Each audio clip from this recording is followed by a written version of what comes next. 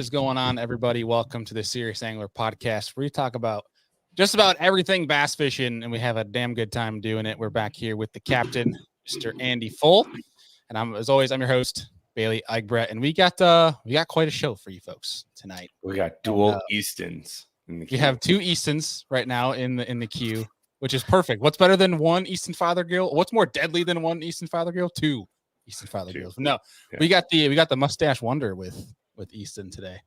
I don't know if he's actually rocking the stash, but I'm talking about Mr. Nick Dumke, who's Easton's partner, college partner. So we'll be talking with him a little. Well, hopefully, as technology goes, if you guys know, listening to this podcast, we are nothing but a technology mess, and unfortunately, technology is not being cooperative to Easton and Nick as they are venturing back to Bama. It sounds like from the truck. So we're gonna try to get them in here.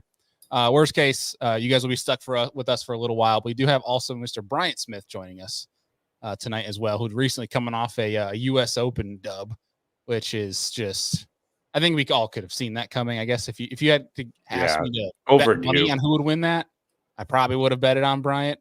But him or Bertrand, right? Like him, Bertrand, Zaldane was in the top 10 as well. I mean, Kyle Grover, like it was a stacked field. Sheffield was in that as well.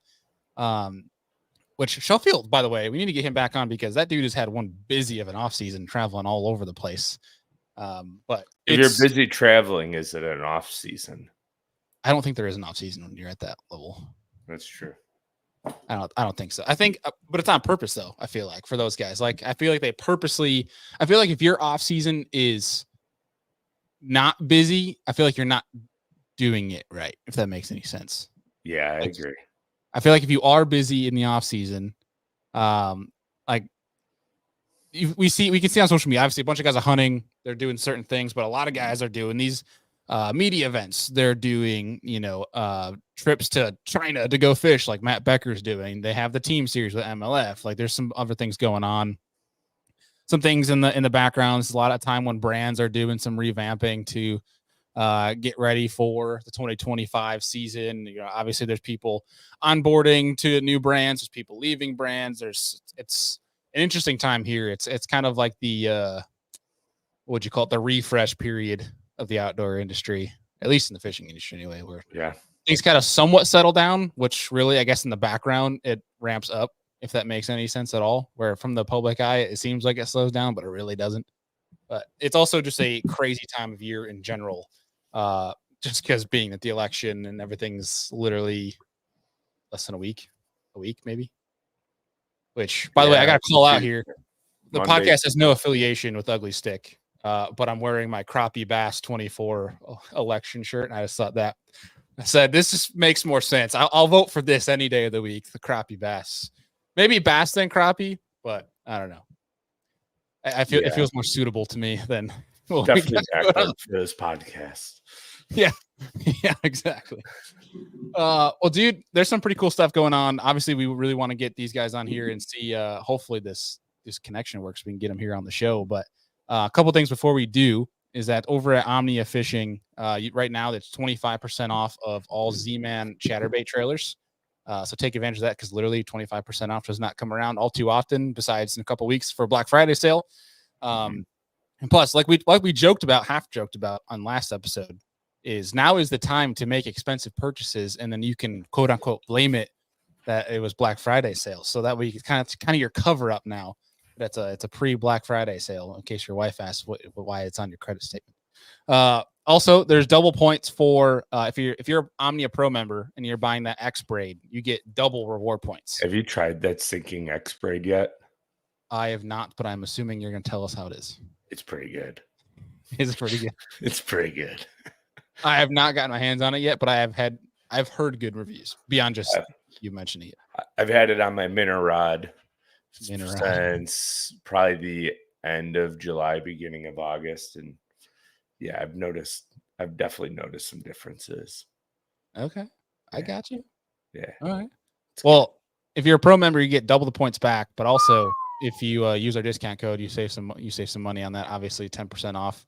The links and discount codes are always down below for you guys to go check out. But you got the links specifically those chatterbait trailers and the X braid down below where you guys can go check that out.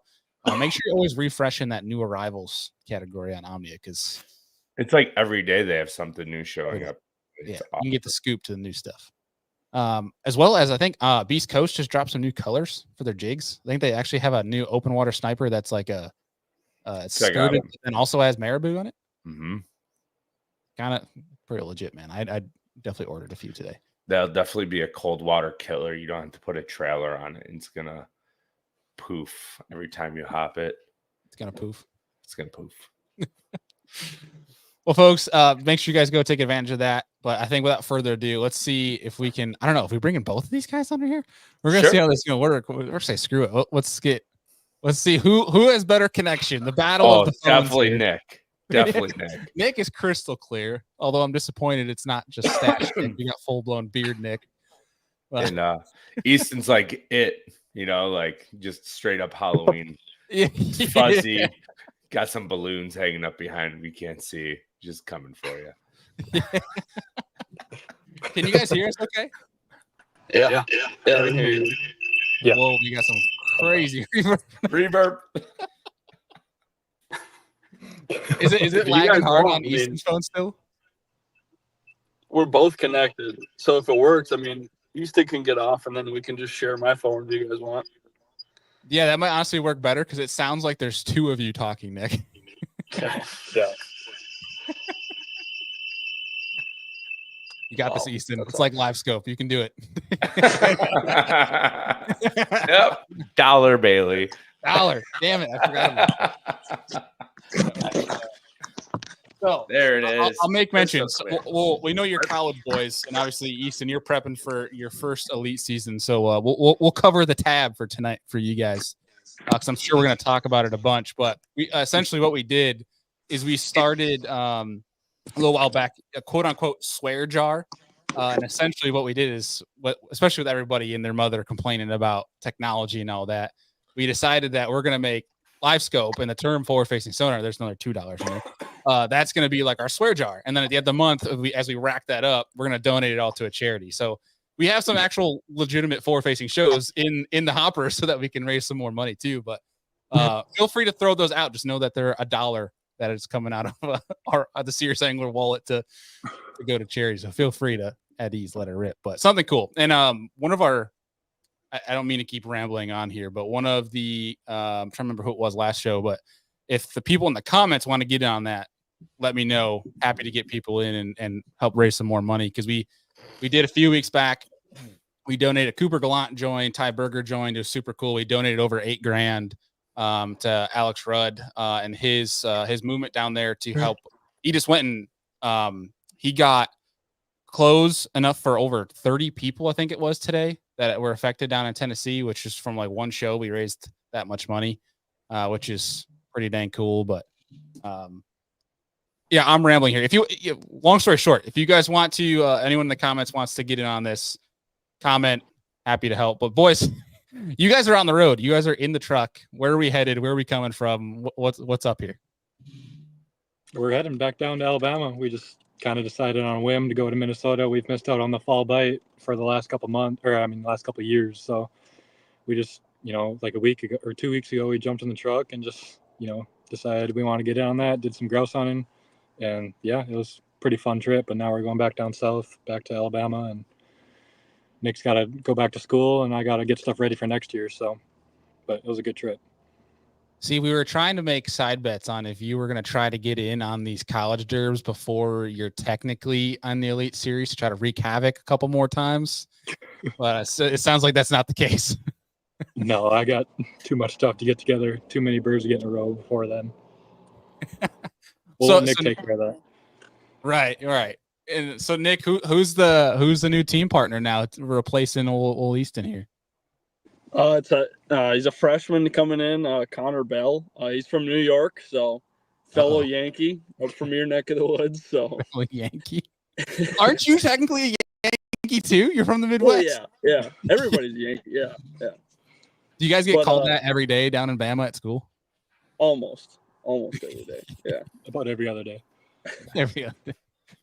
It's crazy. I feel like if you're from above Kentucky, you're considered a Yankee. Yep. Yeah. Well, that's cool. I mean, the fall bite is special. I think, as we all can agree here. So it definitely sucks when you get to miss that. I remember that with going to school and playing a sport is you had zero time for hunting, fishing, anything like that. So it sucked to miss those. But well, I guess fishing wise, did you guys get on them? It sounded like there was some hunting success, but was there fishing success? We did catch plenty, but we were actually about a week late. It's already a little bit too cold around our neck of the woods, and they're already a little bit too lethargic for us to completely smash them. But, we still caught some good ones and caught, enough fish to make the trip worthwhile for sure. Yeah. What is that for you guys? 18 hours ish to go back to Minnesota? Yeah, something like that. You just wanted to start the road dog tour a little early, did you, Easton? Yeah, a little bit. Well, dude, before we get into the whole gist of it, obviously, congrats. I know we talked over social and messages and stuff like that, but congrats on AOY and another freaking dub. We didn't get to congratulate you on a podcast form anyway, and the win at Leech. But exciting wrap up for your first Open season. So I guess it's a great wrap for you, obviously, for qualifying for the elites. But now you got some really high expectations going into your freshman season on the elites, dude. Yeah, it's definitely a year I couldn't even dreamt of. It was just everything went complete, like 100% perfect the whole year. And, you can't ask for much more than that. Just so many fish catches where they had one treble hook, skin hooked, and they just all came in the boat the whole year. And, it was just crazy how everything unfolded. Heck yeah. Nick, does that translate over to your guys's college record as well? Do things usually go as smoothly as Easton made it look this year? We've definitely had our lucky times during the college trail. This season, or our last year, was definitely one that I'll never forget, and I'm sure Easton will say the same thing. And yeah, there was plenty of moments looking back where it was just like, how in the heck did it unfold like that? But super thankful that it did, and yeah, it was a fun year. Didn't you guys have? I'm trying to remember, because I think I was talking with you about this, Nick. Whether it was I want to say maybe it was iCast. I'm trying to remember off the top of my head, but you guys you're talking about was it Harris chain that you guys had, where it's just you had that mega bag and it was just like a crazy 8 minutes of back to back, or am I just remembering that incorrectly?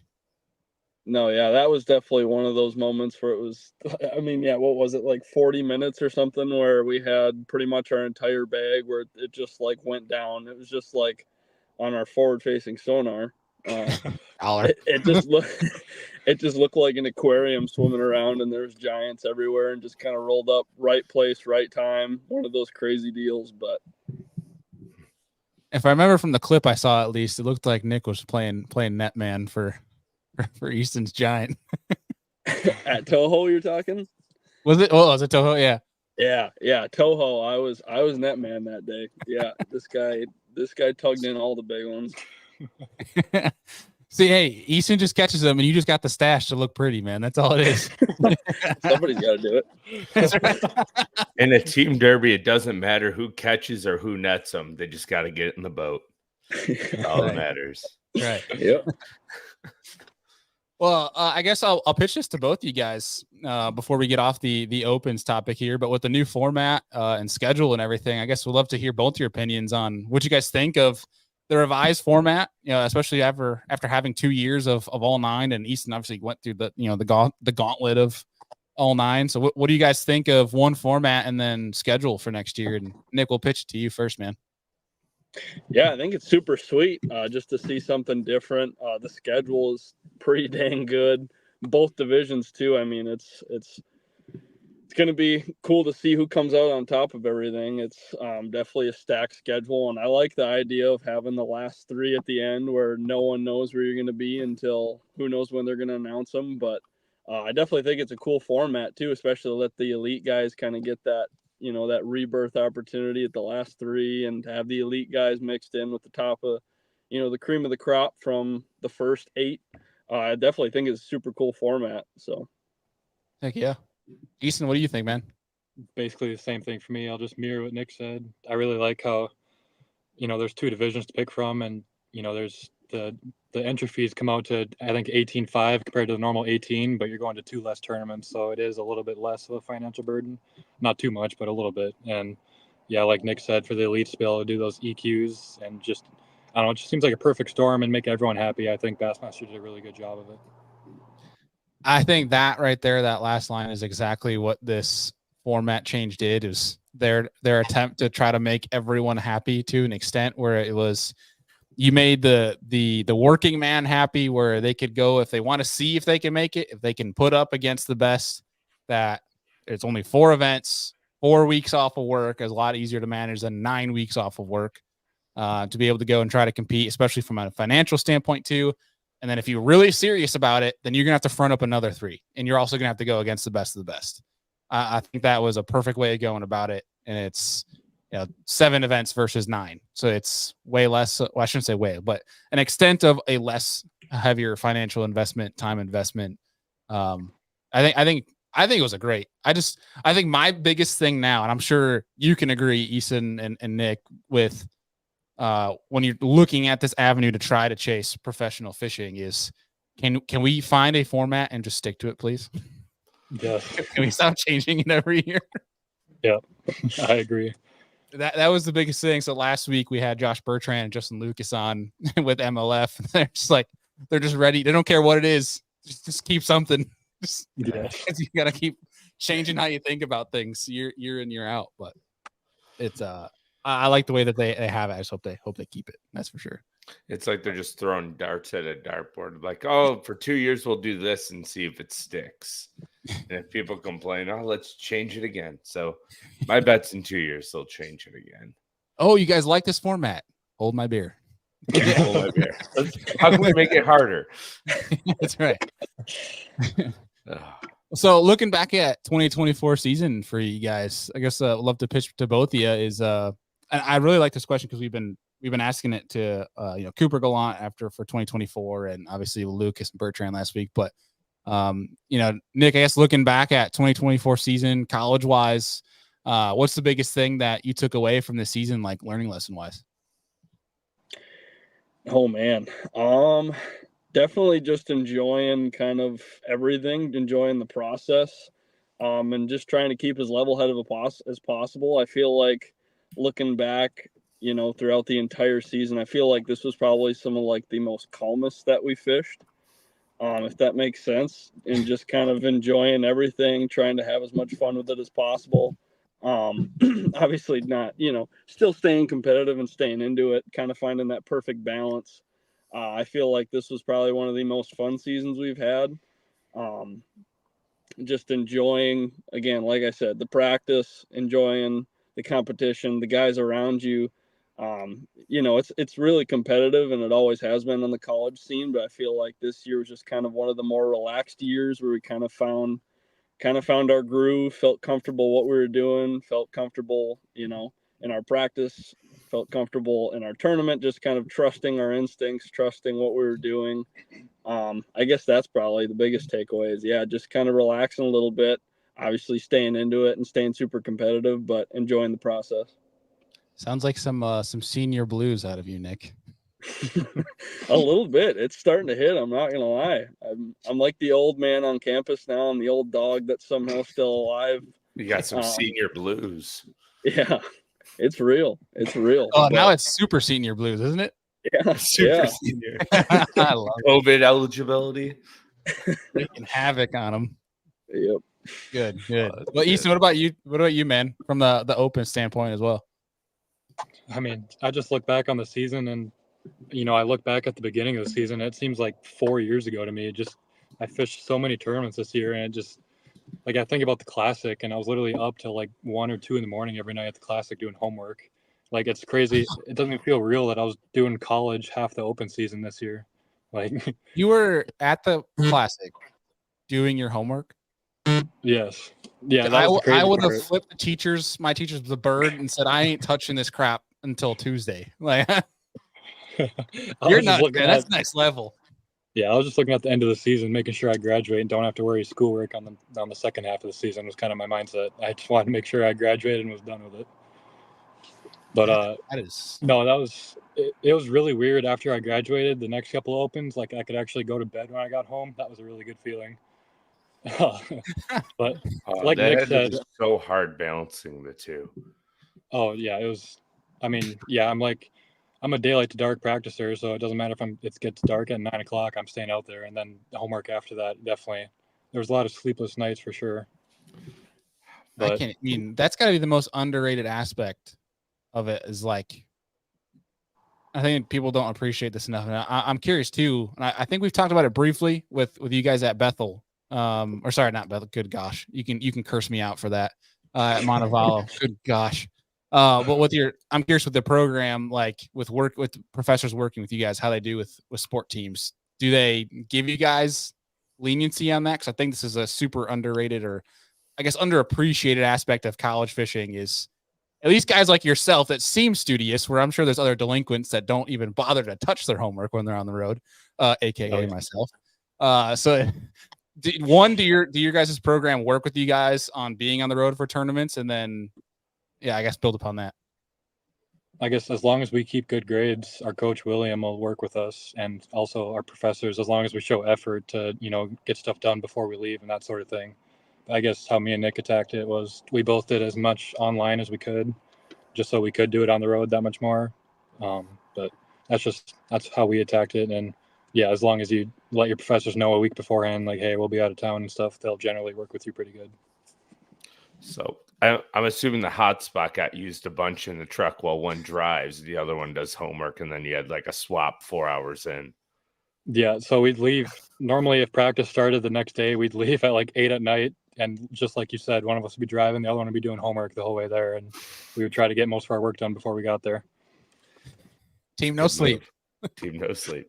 And that's what the kids called us. We were probably crazy, honestly. I mean, you're here, I mean, it's, you guys are a freaking power duo. That's what I'll label it as. Cause I mean, one, I think they blew me away saying that you did homework till 1, 2 in the morning in the freaking classic. Nevertheless, I mean, if you told me that Andy and I are college team partners, we're gonna go drive through the night, and I'm gonna sit in the passenger seat and not fall asleep and supposed to do college work, like there ain't no way. I'm throwing that crap in the back of the truck and sleeping. But I respect the hell out of it, because granted, I was never a good student anyways. But I'm sure old Todd at Wired to Fish keeps you on your heels, Nick. Yeah, I'm sure he's checking down them grades. Yeah.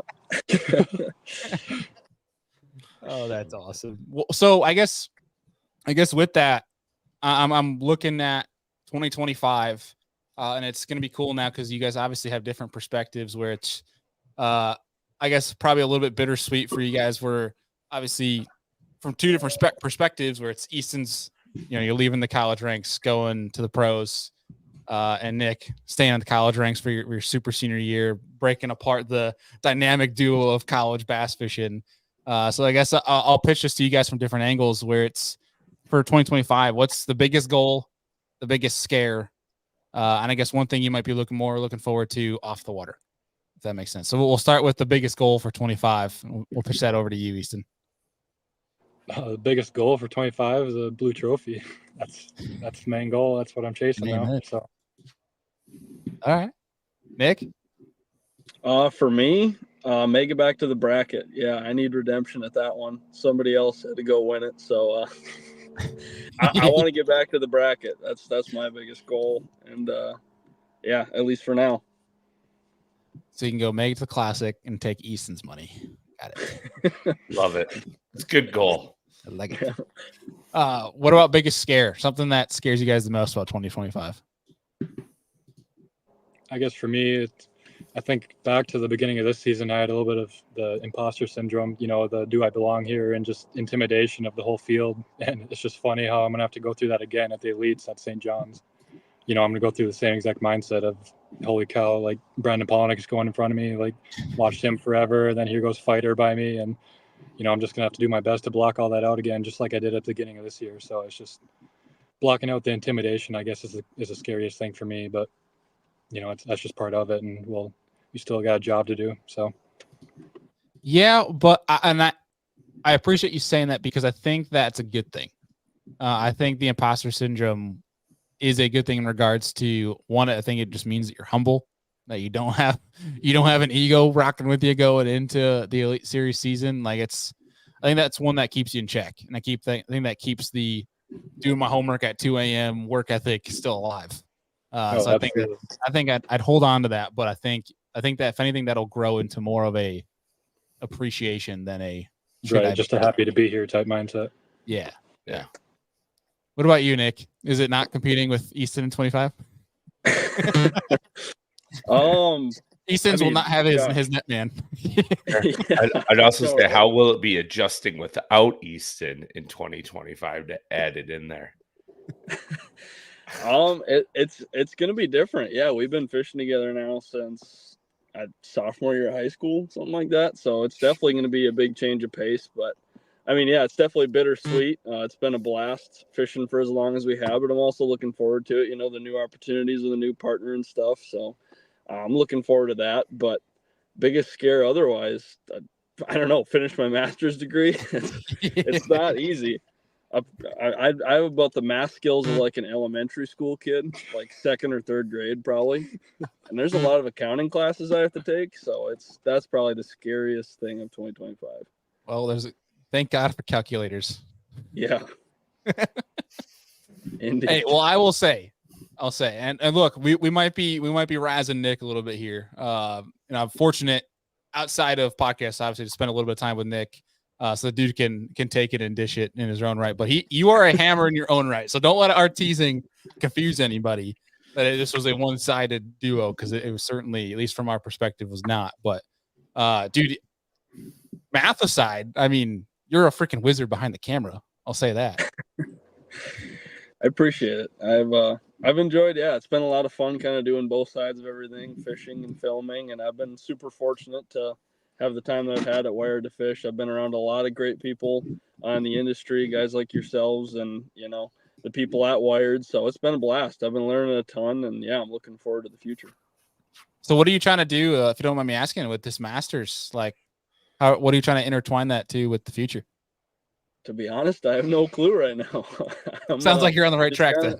Yeah. I'm just kind of rolling with it. We'll see. I mean, I love where I'm at now, and I love Wired, but I also love the competitive side of things. I'd love to make it happen at some point, you know, where I can fish the Opens. But I don't really know. We'll see. Heck yeah, dude.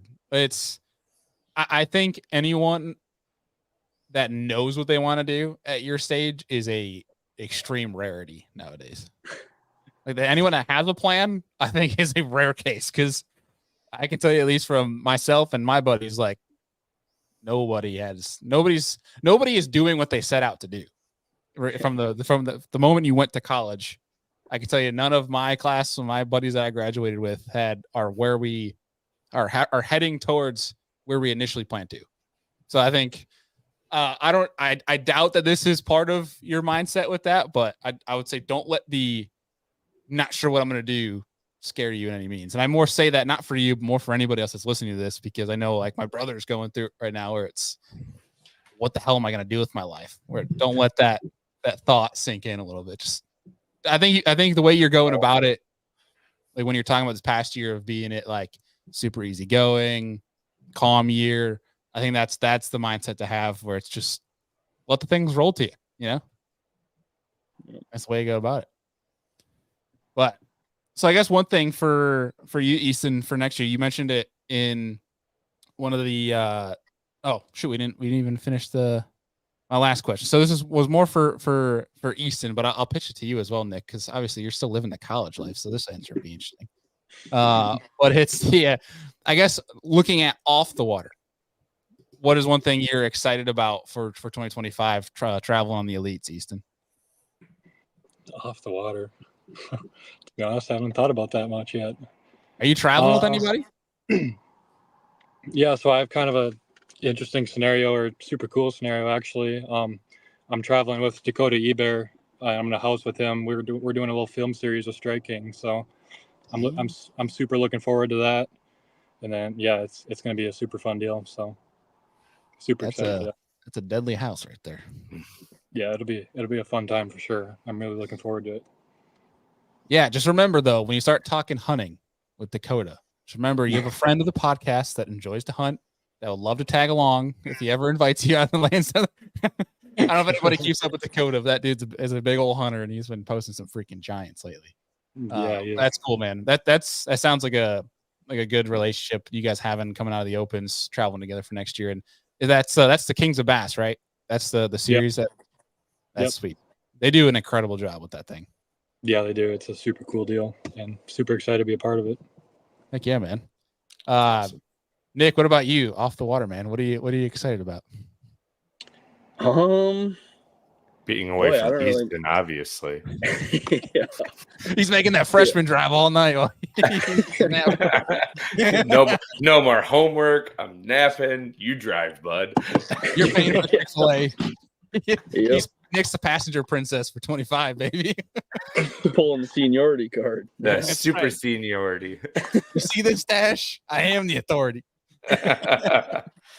Flashing my AARP card. Yeah. I don't really you can know. get half off at Denny's. Yeah. I don't really know. Same thing. I haven't really thought about it, I guess, to be honest. It's always just kind of been fishing on the brain. So it's tough to really say. I don't really know.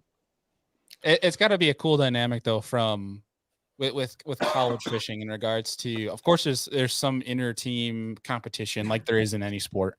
But like from a camaraderie standpoint, where you might only get that when you go through the Opens or the Elites, where if you travel with a group of guys, you might get that camaraderie. Where it's college, I feel like for you guys, Montevallo, it's a whole different concept.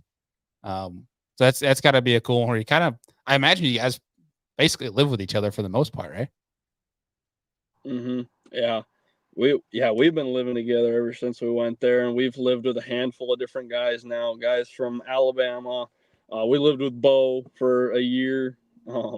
So that's definitely a cool part of it too. But even just like our meetings and stuff with the whole team, we have guys from the East Coast, from the West Coast.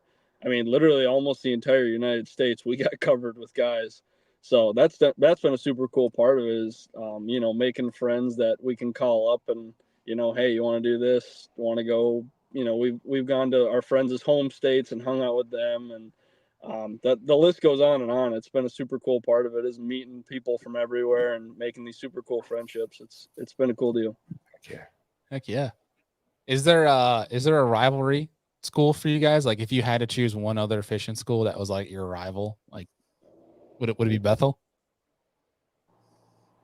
I'd say it was Auburn, and they had a couple really good year classes, and they all kind of graduated and filtered out. But now, I would say Carson Newman's probably our biggest rival right now. They got a really good squad over there, so it feels like it's us versus them at least right now. I'm sure UNA has a really good team too, but I think it's Carson Newman's our biggest rival, and it's not really hard feelings. They're a stout team, and it's going to be our biggest competitor this year.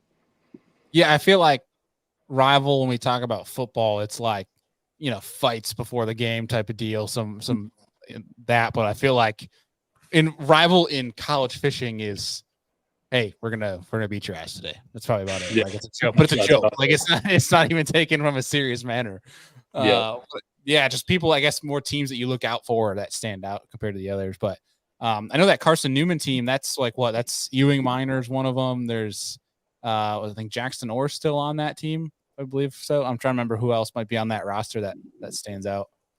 Yeah, Ewing was on there. I think he's a fifth year too, like Nick is. Super senior. Nice. Yeah, he's another really good angler. He's been taking everybody's money in the kayak side of things. Yeah. I've been following him along on that side of things too. He seems like a super good angler. Yeah, for sure. So with you guys, you're the up and coming generation. When people talk about that, like the up and coming, the future of the sport, like that is you guys. Like you are the future of competitive bass fishing, the people that will be teaching, the upcoming generations to come. I guess from that standpoint, I'm curious, when you guys were growing up, like who is your top three fishing wise people that you idolized? Doesn't even have to be pros. It could be, the Lindners, obviously from having that Midwest region. They could be, it doesn't even have to be bass wise, but who was like three guys that you guys looked up to coming up through the fishing ranks? I guess for me, three guys, Swindles really sticks out. I can think back when he won AOI, I believe in 2017. He won it at Mille Lacs. I got to be there and watch that, and he's crying on stage and everything, and that was a pretty moving moment for me. And Fighter being the hometown boy for me, I've followed him since since he made it. He's been he's been one of my biggest idols. And then another one, probably Polinick, just the way he qualified through the nation and stuff has been really cool to follow. He was kind of the working man that qualified and has really worked his way up all the way to the top. So following him has been really cool too. That's probably my biggest three. Heck yeah. That's a power three. What about you, Nick? Pretty similar. Yeah. Fighter definitely comes to mind. I can still remember, watching a lot of the live and stuff of him and watching him on Mille Lacs and all that stuff. Mullet. Fighter's definitely. What's that? Pre-mullet. Yeah. Yep. Yeah, he stands out. Boy, I'm trying to think who else. Definitely. I mean, and this is not even a plug, but like the Wired to Fish crew, I remember watching them being really little and looking up big time to like Ryan and Kyle and those guys. And I can remember being real little and watching them and seeing them on our home lake, seeing videos and being like, oh my gosh, I know that lake. Like I remember that they stood out big time being when I was really young. And then, boy, I'm trying to think. Polinick is another big one for me. Same thing. Yeah, not to totally jump Easton stuff, but I totally agree. Yeah, it was super cool to see him come up through the nation. He's definitely a good inspiration for the guys who, don't have a rich dead uncle kind of a thing where, showing that you can make it happen. He's definitely one that stands out too.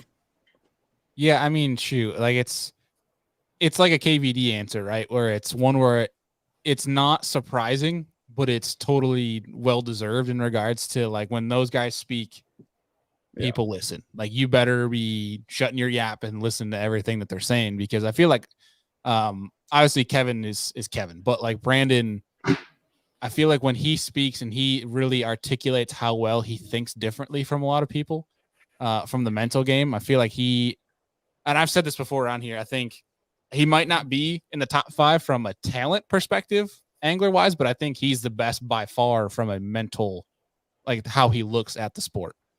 I agree. Feel free to disagree there. I think, from that standpoint and strategy and stuff like that, I think he's top notch right now. But I mean, going back to your Wired crew, I'll make sure to tell Kobe you looked up to him coming up through the ranks. Make sure to I skipped over his videos, but everybody else. Yeah. Who's this nerd? Yeah. That's why Rapless content's been going down. No, just kidding. Just fun to Kobe. That's all. That's a good one though too. Is looking at these different media outlets like Lindner's, Wired to Fish, like some of the the In Fishermen, like the OGs. Especially when growing up through that, it's a great resource, and it's got to be surreal for you, especially like growing up to that. Now you're the one that's churning out all this content. You are one of the faces on Wired to Fish. I mean, I joked with you, but it wasn't really a joke anymore. Like at ICAST, so like you're one of the OGs now at Wired to Fish. Crazy. Yeah, it's definitely. I mean, it's an honor to be a part of that crew, and it's been a blast. And I'm very fortunate to be around the guys I'm around. I mean, the knowledge that guys like Ryan, Todd, guys who've been in the industry for a long time. I've learned a lot from them, and it's been a very special thing that I'm very grateful for. So, heck yeah. So here we go. We have from Mr. Higgs. He's asking how many Red Bulls you drank during the first day of Classic to stay awake. So I'm assuming it's just to Easton's homework till 2 a.m. question. How many Red Bulls were you thriving on? I think I drank 1 in the morning, and I honestly probably didn't even need it. That was some adrenaline that I've never even felt before. You see the thousands of people on the bank as you're idling out. That was something, I was super grateful to be a part of. And I'm excited to go again here in 25. That was the Classic overall. That experience is something I can't even describe. That experience, like it's really undescribable. That whole week, how it all goes down. And but to answer the question, the adrenaline was so high, I really don't even need one. I can't even imagine. You're just like, don't screw up, have everything work, like get on pad, just go. Like, go. I'm trying to remember who it was. I guess I don't want to call him out either, but it was at Hartwell when Christie won, where I was watching Takeoff, and it was their first Classic. I'm trying to remember who it was. All I remember is Mercer announcing their first Classic, whatever. and they came in too shallow to take off, and all I saw was their motor bouncing from hitting bottom right there. And I was like, dude, could you imagine just blowing your prop right there in front of everybody? Oops. Thankfully, he got on bad and took off. And I'm like, that would be crazy. Yeah, dude, I can't. Yeah, that and enough is enough adrenaline to get you going. That's for dang sure. We got some more fan questions here. Andy, you got anything for these boys before we get into some of these fan questions that were submitted today? No, I want to hear the fan questions and see if I can come up with something off of that. All right. Well, the first one, I don't know if you guys know Sobe's boy. Do you guys know Brock? Brock Schwarzkopf. Oh yeah, yeah. So he's asking. I don't know why. I don't know if there's some inside joke or anything here, but he's asking you guys boxers or briefs. It's pretty good. Yeah, I'm gonna say boxers. Yeah, boxer. All right, boxers. big on the boxers. All right. Let's see. We got. It's gotta be a Minnesota thing. Yeah.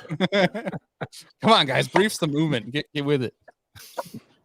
So we got, who is the next college angler to keep an eye on? Besides super senior Nick. Boy. Like if there's one still in the Hear it. ranks that stands out. Boy, I mean, Banks has been killing it. Banks from UNA.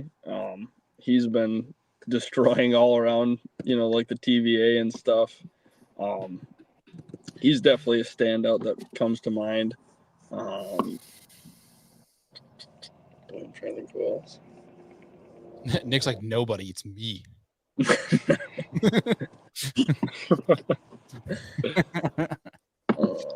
We can come back to that if something comes to mind, but it was a question that was asked by Luke Mihalich, who's over in Minnesota as well.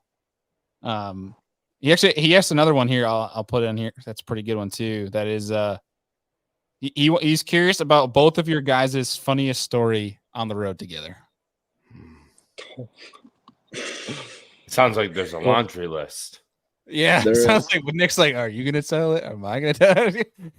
I don't want to you two from your both your I don't, so you have to say it. So we're driving to where it was one of those. Yes. It's a full night mission. We're driving from Minnesota to Pickwick. We had went home. It was after spring break. Went home, and Pickwick was like the end of May. It was the ACA Natties on Pickwick. So we're driving through the night. Left at I don't even remember what time. So a brief backstory: I had fished a tournament with my dad in northern Minnesota, and we met in mid-central Minnesota. Me and my dad drove down to meet Nick, and it's like 7 o'clock already. It's already pretty late, so we meet Nick, and we jump in the truck and start making our way. And I'll let him tell a story. Yeah. So we're driving. It's in the middle of Illinois. It's 4 a.m. Anyone who knows middle of Illinois that means nothing besides truck stops and truck stops.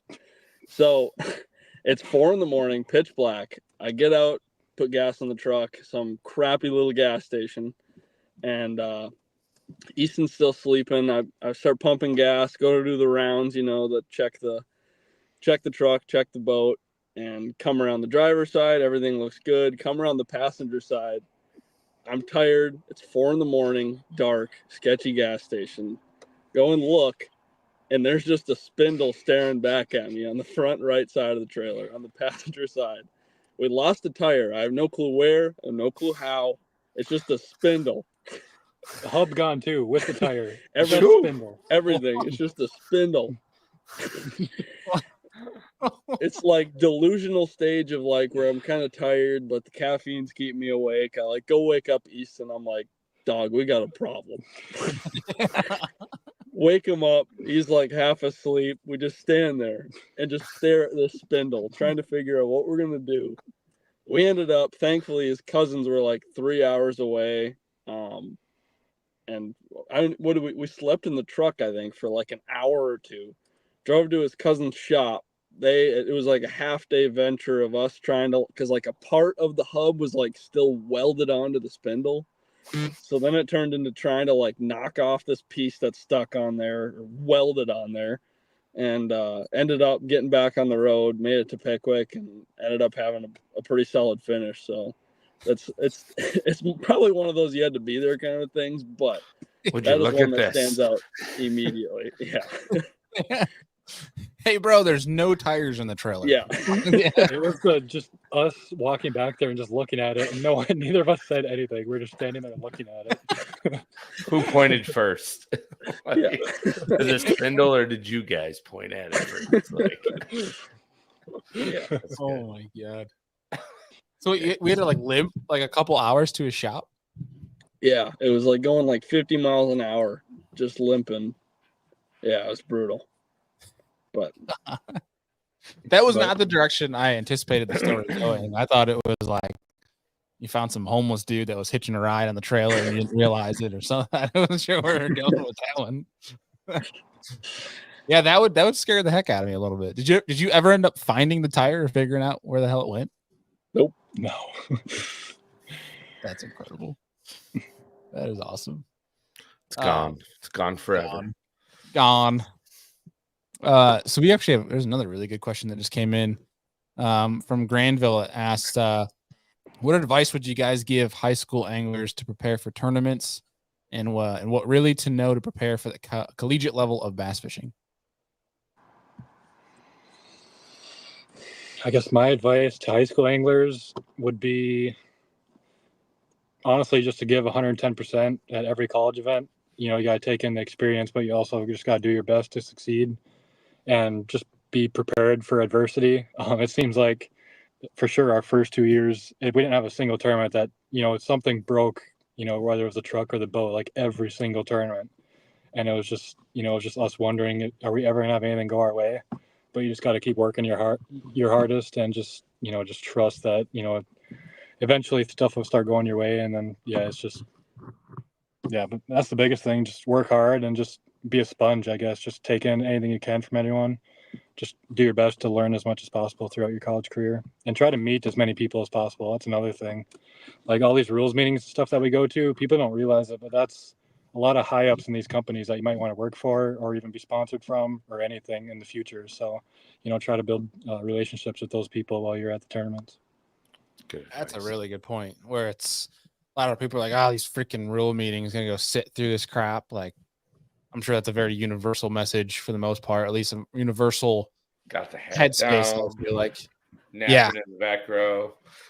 that's a great point. Yeah, a lot of college guys, you know, I didn't realize it at first, but now that I'm kind of, you know, removed a little bit, I realize like, you know, they're watching you at all those events. And you just gotta, you know, have class and just, you know, do the right thing always. Really well said, because I think that needs to be said a little bit louder, even for some of these professionals. So well said there. Nick, do you got anything to add on top of that? Yeah, that's definitely huge there. And just fishing as much as possible, getting out whenever you can. Obviously, you know, it's not a cheap sport, but any bit that you can get out helps. You know, you learn something every single time, whether you realize it or not. And like Easton said, soaking up whatever you can, taking something from everything, even the horrible derbs that you never want to think about again. There's something to learn from them. And that's, I mean, that happens more than winning. Obviously, it's the most losingest sport there is. So part of being okay with losing, but not okay with losing, if that makes sense. It has to kind of fuel the fire, but also don't let it get you down, kind of a thing. There's that perfect balance of, you know, where it has to piss you off pretty bad, but you're okay with it at the same time. It doesn't get you down in the dumps. Yeah, just trying to fish as much as possible, get out as much as possible. And like you said, just meet as many people as you can. And another thing is the social media side of things too. Just start posting like crazy. That's something I'm kicking myself now for not doing it.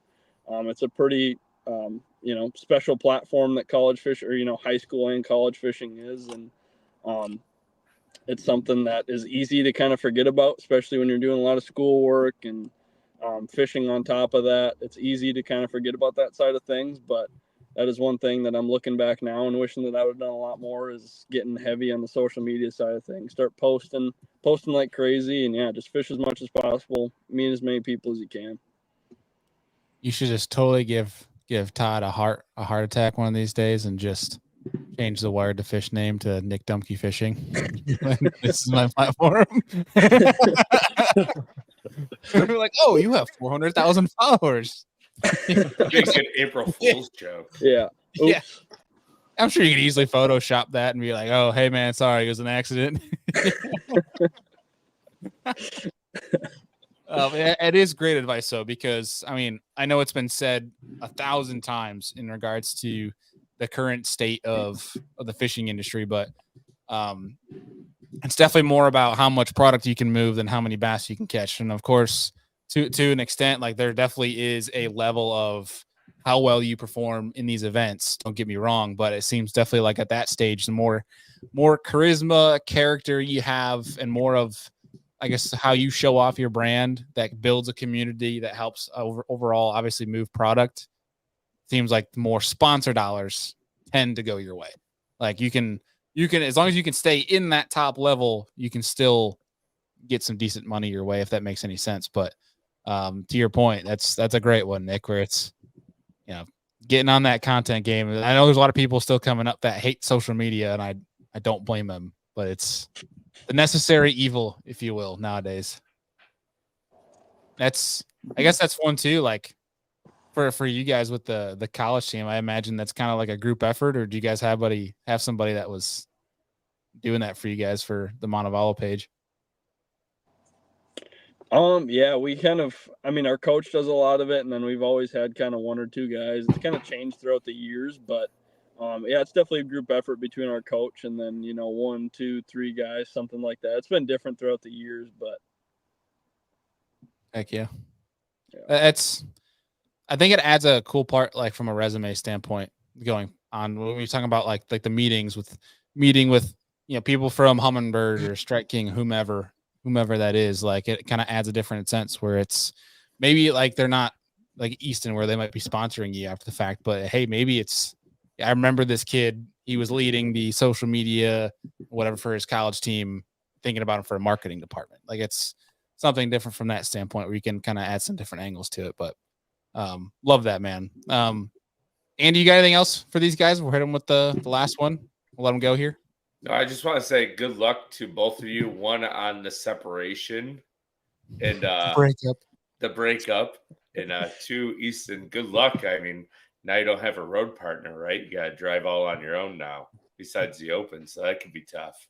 It would be, oh my gosh, I would die if you put like a body pillow in the passenger seat and just staple Nick's face to it just for old time's sake. Computer, like a right garbage there. mustache and my face on it. Yeah, there you go. So good. But, I appreciate it, man. I don't know if you guys have ever watched Friends. This is a great reference from Rich. Oh, yeah. Where we were on a break. I don't know. Yeah. I'm assuming you guys have watched Friends. Okay, yeah. I have some faith in humanity still. At the end of the season, you guys should get back in the same truck and talk about everything that you did without each other as a couple. Andy, they're not dating. Give these guys a break, dude. But you've traveled with somebody since high school. It's hard. Oh, well, have some fun with it, all right? Like, yeah. Well, before we let you guys go, funny, it would be. Before we let you guys go, last thing for you guys is if you had to make we'll have you guys work on this together, 2 and 2, because I know that's a lot of people to list off, but a Mount Rushmore of college bass fishing. Who would be your 4?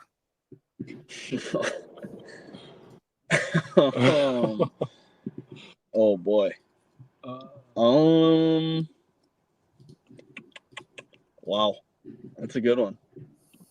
I mean, there's a few that stick out. I'll throw one out there first. I'll say Jordan Lee. He was one of the first to go from college all the way to the elites, and win a classic. He's got to be one. I'll say he's probably the obvious one. Yeah, John Garrett, number 2. I mean, he might be on the Opens Mount Rushmore too. He was in it for a while. Oh my gosh! Yeah.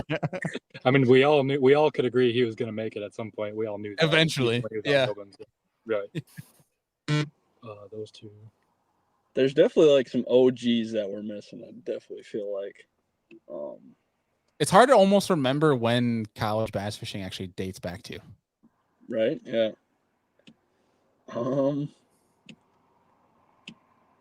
don't know. I'm actually kind of curious now. Look up. I know it's like what, there's Jake Whitaker in there. I'm trying to remember who some of the other college guys were. I'm actually gonna look this up. There's a lot. Yeah. Probably like 3/4 of the Elite Series now probably fished college at some point. Yeah. Yeah, I'm trying to think of guys that won. I didn't realize the severity of that question when I asked it, how hard that actually could be. Figure you guys have a much better knowledge base than I on that, but it's definitely actually really challenging. Yeah, because Jordan Lee's obviously he's numero uno. He's the obvious one, especially winning the Classic with the all that right out of college. Trying to think. Would you throw Fouts in there? Yeah. I'd throw him in there. Yeah, I didn't even think about him, man. Trying to think who else. Because he went to Classic 1 year and then made it through the Opens. Trying to think of a fourth one. We got Bryant in the queue. Bryant, can you hear me? Shake your head yes if you can hear me. Do you know anyone we're missing on the Mount Rushmore of? We'll just bring him in here for shits and gigs. Are we missing anybody on this Mount Rushmore of college bass fishing? Oh, dude, I'm the last person to ask about that. I was so out of the loop with all that. You dang West Coast guys. Okay, we'll talk to you in 10 minutes, Brian. Thanks, buddy. That's funny. I love that guy. All right, we'll keep Mount Rushmore as 3 people because I don't want to say a stupid name and have it be something wrong. But we'll come back to that question. We'll have a part 2 and we'll come back to that. But boys, seriously, appreciate your homework. The time. Yeah, I need to do my homework. Good Lord. Well, boys, seriously appreciate it, and looking forward to both your guys' ventures here over the next course of the year. And obviously, safe travels down to Bama. No more missing wheels. All right, pay attention to where your wheels are going. and appreciate you both. I'm looking forward to hanging with you guys at some point this year. Awesome, no doubt. Thanks for having us. Have a good night. All right, boys. Drive safe. Peace. Yeah, drive safe. All right, there you have it, Mr. Nick Dumke, Mr. Easton Fothergill. Really freaking cool dudes, man. Sharp, but also it's so cool to hear the tales of the road. That's one thing I can never get enough of that. But also just talking about college ranks and everything. I guess for the MP3 folks, you got a little glimpse into our next guest, Mr. Bryant Smith, who we'll bring him on here in a second. But we snuck him in there, kind of threw him to the wolves. He's totally unprepared. That's fine. But he probably expects he can handle it. Yeah. Hey, Boomer said I should mess with them, so I guess that counts. We'll count that as a message. But dude, great episode with Nick and Easton. Obviously, we were planning to have Easton on the show, but it was a cool surprise to have Nick join as well. I spent some time with Nick outside of the podcast space. Obviously, we mentioned throughout the show, working for Wired to Fish. The kid's a grinder, man. Like, that kid is professional at his age. He has like the epitome of work ethic, as we've heard. Like, those two, dude, tap me out if you're talking about doing homework at 2 a.m. at the Classic. The morning of the Classic, probably. That's absurd. Right? That is nuts.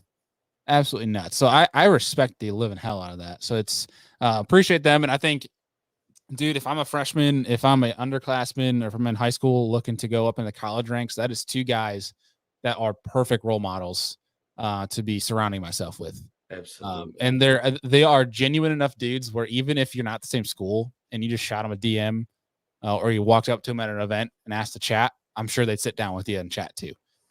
So it's respect the hell out of those guys. Glad to call them friends and looking forward to watching Easton at the Classic and rooting for Nick to win the bracket and make the Classic. So I hope you guys enjoyed that show. And we will, the show is not over yet. So after this brief message from Hobie Eyewear, we'll be back with our pal, Mr. Bryant Smith. I have to have the best eyewear. My eyes are essential to doing my job. It's the highest quality lens that I've ever used. Top of the line performance in these glasses. But they're priced for absolutely everyone. The everyday angler can afford them. As a touring professional pro, if I can depend on them, I know the weekend angler can as well. Hobie Eyewear, built for the pros. Price for everyone.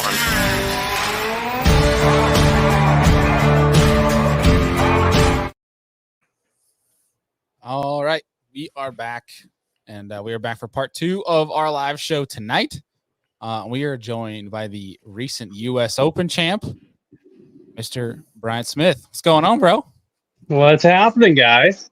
I appreciate you letting me throw you to the wolves there. Well, I guess you didn't really let me. You kind of just had no choice. I just kind of tossed you into the ringer there. That's all right. Yeah, we didn't have like the following of college angling as like there is back east. So I never did it, and I never really kind of followed it. You know, I know the big names like Easton and Jordan Lee and all the big names, but I never really followed the rest of it. Yeah. Well, and it's like I was telling them too, like I don't even know when it started. Like I guess I don't really know a fresh history on it, where I feel like it definitely boomed at some point or in popularity, especially like with high school fishing too. Like that, I feel like just went from 0 to 180 or 0 to 100, excuse me, like of popularity. Like it just 1 year was gaining some steam and then just exploded, because now it's like what 400 plus teams for the championships. It's some ridiculous number. It's insane. Yeah, it's insane. It's awesome to see. I mean, that's what this sport needs. We need a lot of anglers in it, to make it happen. So it's cool to see that there's a bunch of young guys getting into this sport like this. Yeah. Are there college teams popping up out west? I mean, there's a handful of them that take it pretty seriously, but for the most part, it's nothing like you're going to see back east with, Bethel and Montebello and all those big name ones. But there's some hardcore college anglers for sure. Yeah. Well, I imagine if they're probably either going to school out east, but I imagine like trying to do it out west, the travel is probably hard enough for you guys on the top tour versus these college kids trying to drive that many hours out east to where the majority of the tournaments are occurring. That's probably hard enough in itself from a financial standpoint, but for sure. Yeah, I know all too well how much it costs to drive from New York to California. So I can't imagine doing that on a college budget. Yeah, well, it's obviously we got into the weeds pretty quick here, but congrats again, dude, on the freaking dub, the U.S. Open dub. Thank you, man. Of course, yeah, dude, great episode last week. Or sorry, was it 2 weeks ago? So last week? Yeah, it was last week. Yeah, last week. Biz from the Bass Boat, you and Deacon, you guys did a full deep dive on all of that and the impacts of winning the U.S. Open, because a lot of guys talk about that. Like they put that in the ringer of the events that they want to or would want to have on their resume. There's the Classic. There's an AOI. There's a lot of people that say, I want a U.S. Open win. And so you already got one. Yeah, dude, it's crazy. I don't know if it's still, I don't think it's still sunk in, but yeah, it's been really cool.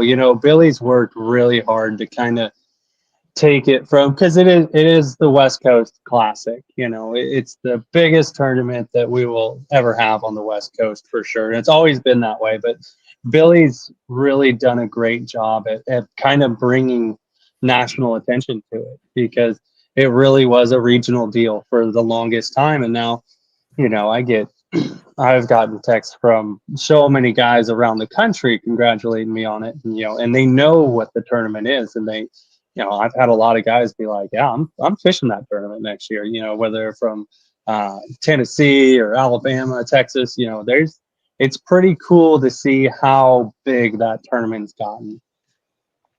It's impressive, man. And it's one where I think, to your point with Billy and what he's done, regardless of winning or not, success or not, you hear guys walk away from it just from the experience. I think that's a credit to One Bass and them for how they put on that event.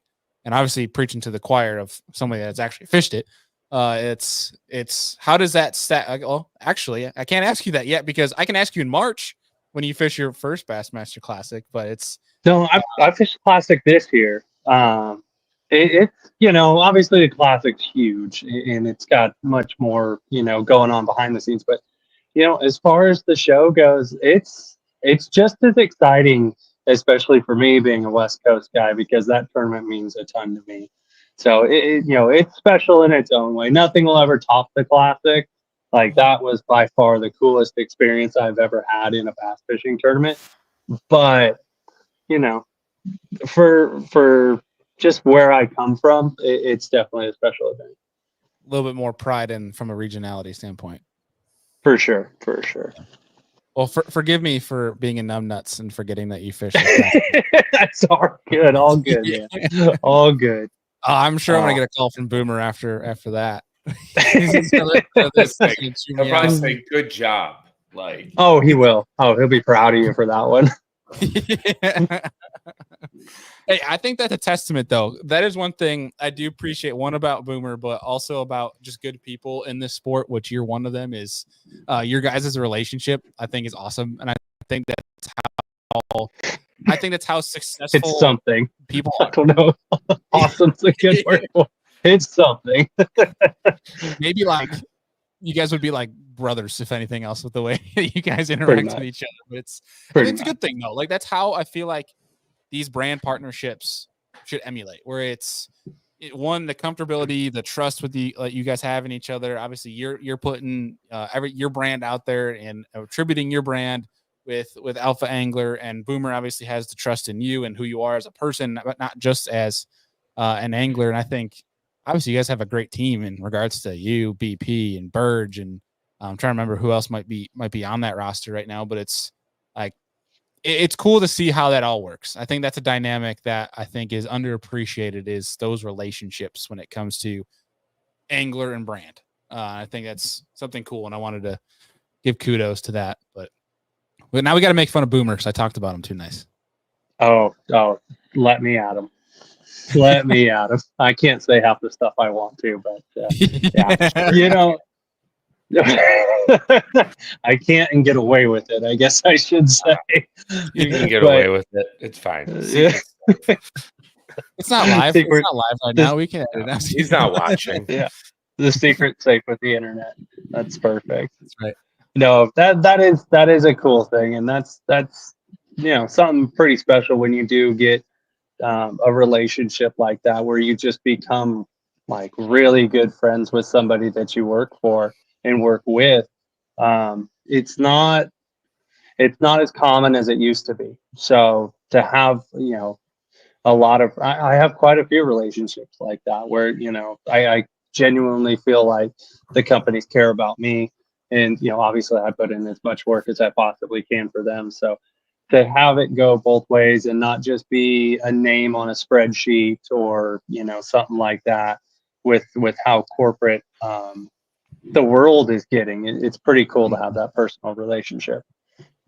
Yeah, and it goes a long way. And I think the previous guests that we just had on here with Easton mentioning that when the college ranks, how those the rules meetings, and how a decent, I mean, I'd be probably one of them where it's just like, oh God, these freaking rules meetings, like it's just a waste of my time, yada yada, disgruntled. And how he mentioned it's a great time to go meet people at the brands and create the relationship.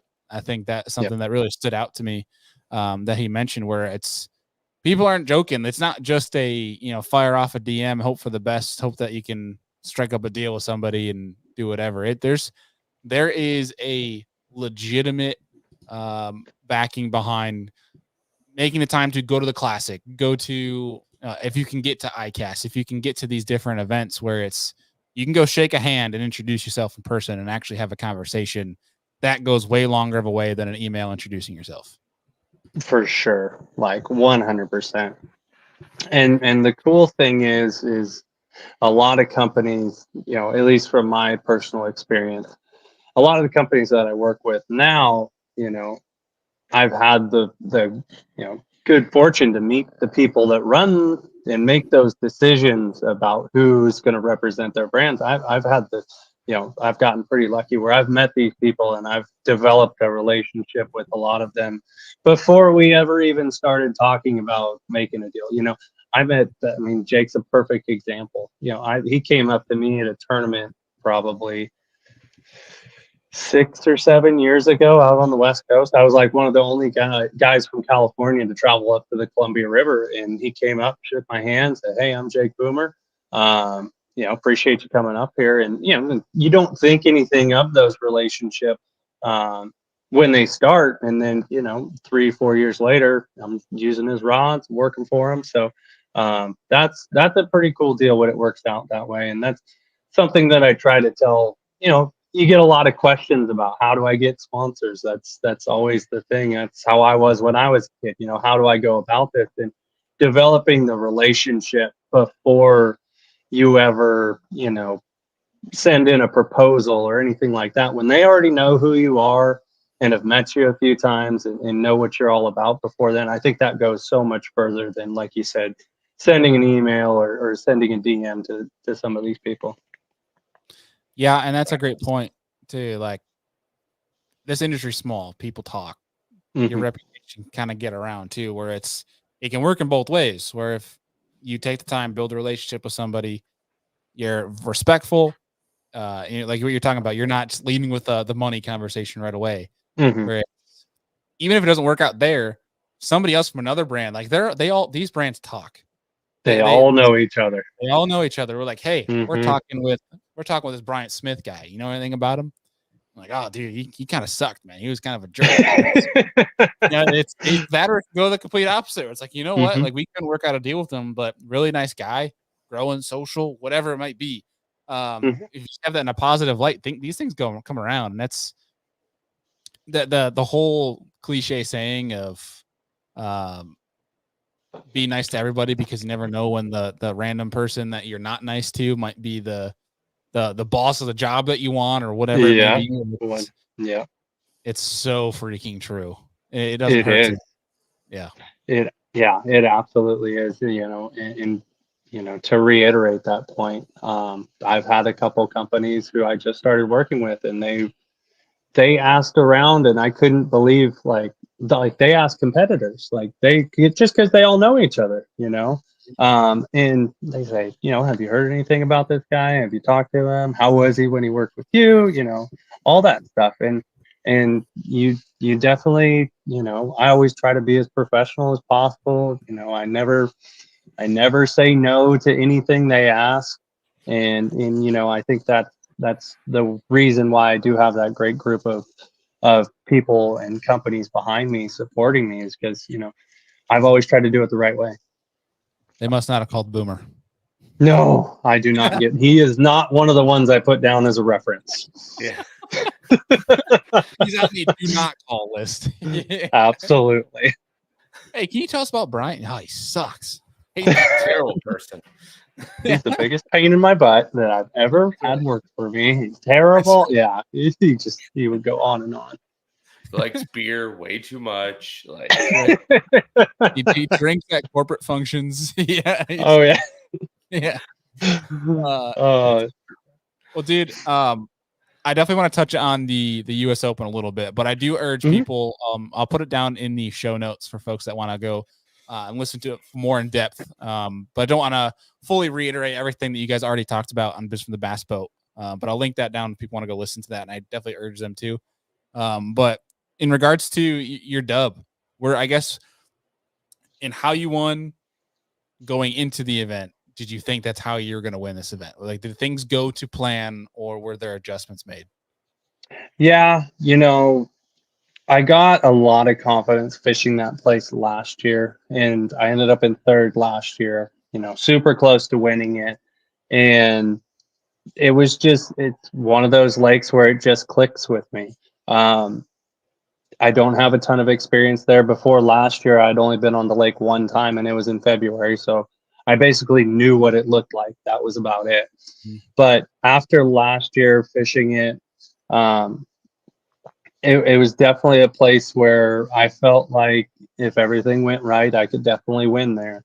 So going into it this year, I had a ton of confidence, and I'm not the one that usually goes out and says, I'm going to go win this thing. But I told a couple of my really close friends, like, I'm going to win this thing. I'm going to do everything I can to win this thing. And this is the one where I think I do have a real shot. And then of course my son, he was, I don't know if you heard that story, but he was walking around, I think the day before, or the day I left. And my wife called me the day after the first day of practice and said, "You'll never believe what Jensen's saying." I'm like, "What is he saying?" "Dad, win."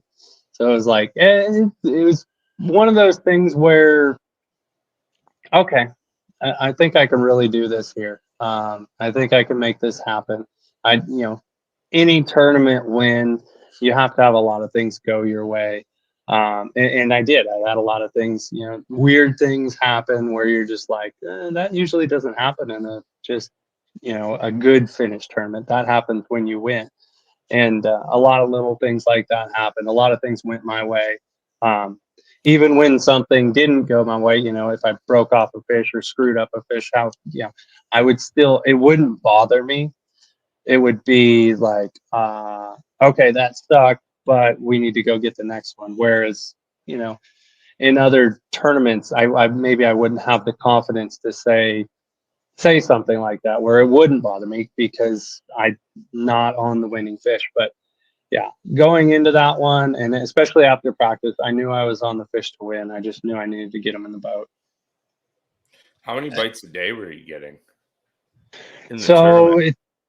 in the tournament, the first day was really good. And if you're not familiar with desert fishing, pressure affects those fish like it seems tenfold. So I knew it would get steadily tougher throughout the tournament. And the first day I probably, 20 fish. The second day, and that was my short day. I was doing it 3:30. The second day I had a really long day. I think I wasn't doing until 5:20. And I got about the same amount of bites, but I had an extra 2 hours. A lot of people got off, were out of the way by the time they started biting in the afternoon. But I definitely could tell just by the number of fish I was throwing at that they were not biting as well. And then the third day, we maybe caught 10, 12 fish, but they were definitely the right ones. But again, it was one of those deals where I threw at a ton of them, and they were super hard to catch. It was just a numbers game for me. That's the way I've always done that. And I'm throwing at the same amount of fish every day, I feel like, but it's just the number of bites, the ones that you can convert, get them to bite, just go down and down and down throughout the tournament. How many different, so we've heard this talked about a few times, and obviously we've experienced it too, where just because you have forward facing, which Andy, I'll add another dollar to the jar, doesn't mean you're guaranteed to catch them. You always hear they're hard to catch. You good over there, Andy? Yeah, I just spilled my beer. I have another That's a one, boomer move right there. I hit it with my hand. I'll be Already right foul. back in a second. Oh yeah. Nice. So with that, I'm curious because people talk about, I know they're there, they're chasing it, they won't commit, things like that. How many bait cycles will you go through before you completely just ditch them and go on to the next fish? That's super situational. I think there's certain situations where you can throw 5, 6, 7 baits at the same fish and find the one that they want to bite. This was not the case at all. It's smallmouth fishing, so when I'm smallmouth fishing, you pretty much either throw a drop shot or a Ned rig. When they're on the bottom like that, those are my two go-tos for sure. And I just, with the way they were set up around the grass clumps, I didn't want the Ned rig to go into the grass and then just totally lose it. So it was a drop shot the whole time. And that was just, in my eyes, the most effective way to catch them.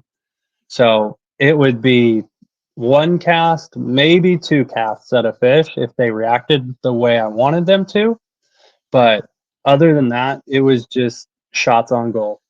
More shots on goal, the more fish I can throw at, I felt like the more chances I would have at just catching them. What was the bait of choice for the drop shot for you? It was the striking half shell.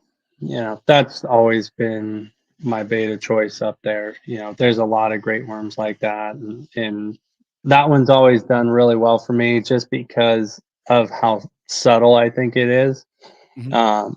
I talked about this earlier today, actually, with a buddy of mine, and we've never, going back before forward facing, you had to use a bait that attracted the fish to them. Whereas now, when we're throwing at a fish, we're dropping it on his head, near his head, within his eyesight. We don't have to draw him in. You actually don't even have to worry about the whole attraction part of it. You just have to worry about the getting them to eat things. So that's why I think that it's a super small bait. I always throw a translucent color, just something really, really natural. So all I'm worried about is getting them to bite. That's what I want. That's the only thing I'm concerned with. I know I'm dropping it on its head. So just getting them to bite is my biggest thing. And that's the bait that I've had a ton of success with over the past 3 years. And it's a bait that I have a ton of confidence in. Now I'm going to put you on the spot a little bit. And are you dabbling with any scents and stuff mixed in with that? Be it bait fuel, any of the powder, all that stuff? Yeah, I will. I do the bait fuel. But only as I see it get tougher. I've never been you have to put a scent on your bait every single time. You're not the Tupperware powder Taco's doing where no, maybe I would win more like Taco if I did it, but it's situational for me. If I see them, rejecting the bait when I throw at them, or they're biting it super quick and spitting it out, that's when I tend to go to scents. But I'm not. If it comes with it, cool. If it doesn't, I'm not too worried about it.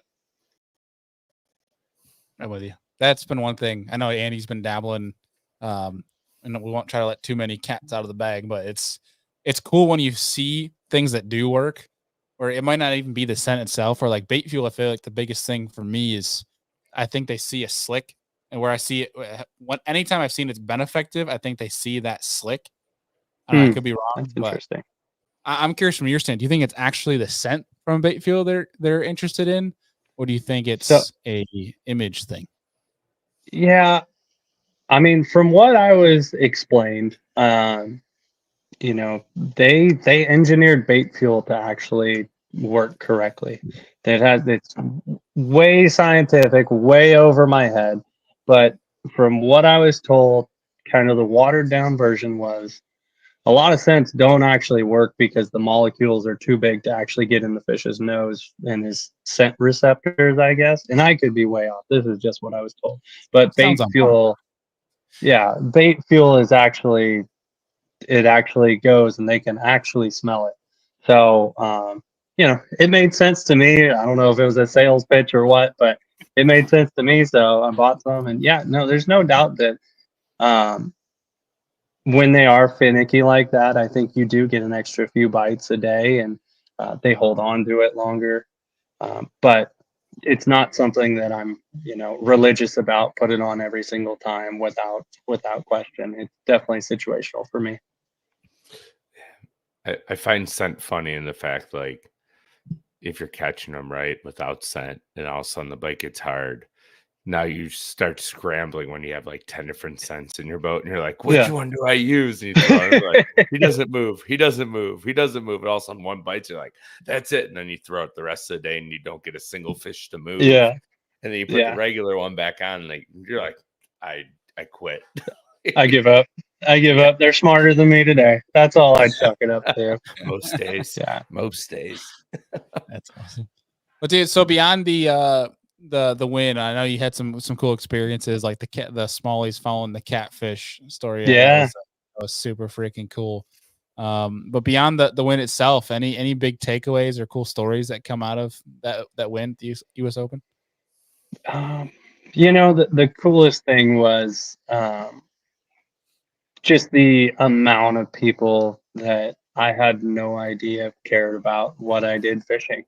Just the outpouring of support and congratulations and all the messages I've gotten. And I'm pretty sure I've gotten back to everybody. It took a few days, but that was the coolest thing, because I don't see myself as anything special. I just go out there and try to catch as many fish as I can, and hopefully they're the biggest ones that day. But the people that, you know, support me and are behind me, man, that really meant the world to me. And that's what it's all about for sure. Cause you can't do it without support. You know, it's a single person, you know, it's a very, you are the only person on the team when you're in the competition, but there's a ton of people behind you. And that was by far the coolest thing. It's very, and that's, I love that you say that. And I wish that could ring louder of just how many people are actually paying attention. Like they don't need to be texting you, calling you, being in your DMs, liking your post, whatever, to be following you. There's a lot of eyes on you. I think some people might not realize that there's a lot of eyes on you. You might not realize it. But it's cool to see when they come out of the woodwork like that, man, especially from a supportive standpoint, especially in a time where people like to be bickering back and forth. I think those moments are hard to, those are the hardest moments to slow down the clock. And it's ones that are most important to slow down the clock. Oh, absolutely. Yeah, it was cool. It was refreshing, you know, to get away from the negativity that has kind of been surrounding this whole industry for so long. It was a nice little break from all that. And man, I really enjoyed it. Yeah. But dude, I'm so happy for you, man. I mean, we told the guys, we were so hyped after the first day and we saw you right there. We're like, dude, pull this thing out. Like, come on, like 2 more days. Yeah, I texted Boomer each day. I tried not to text you besides the night before, just as like a good luck. But I was texting Boomer. I'm like, is he gonna pull this thing off or what? I'm like, what do you know? It's like, tell us, spill the beans. Like, what do you know? We were all pretty hyped for you, man. So it's Boomer you got that notch in the belt. Now you just need your kiddo to start saying that in March down in Texas. Dude, yeah. Between him saying that and you guys got the good juju of scheduling guys and having them win. I'm in. Like we gotta. I'm gonna start. Hey, I got a tournament coming up. It's Okeechobee. You want to have a podcast real quick? Like 10 seconds. I don't even care. Just put something on the books. Like, let's do this. Yeah. I mean, hey, we'll book you down a week before the classic. Let's go. I mean, it worked for Hamner. I mean, granted, Hamner did like a podcast tour before the classic and said on every single one that he was going to win. Well, I think that's just his mentality. I don't even know. That's just him, his charisma. Sometimes you have to speak it into existence, right? Like he did. Accomplish a goal. You got to be head set on accomplishing that goal, and it's going to happen.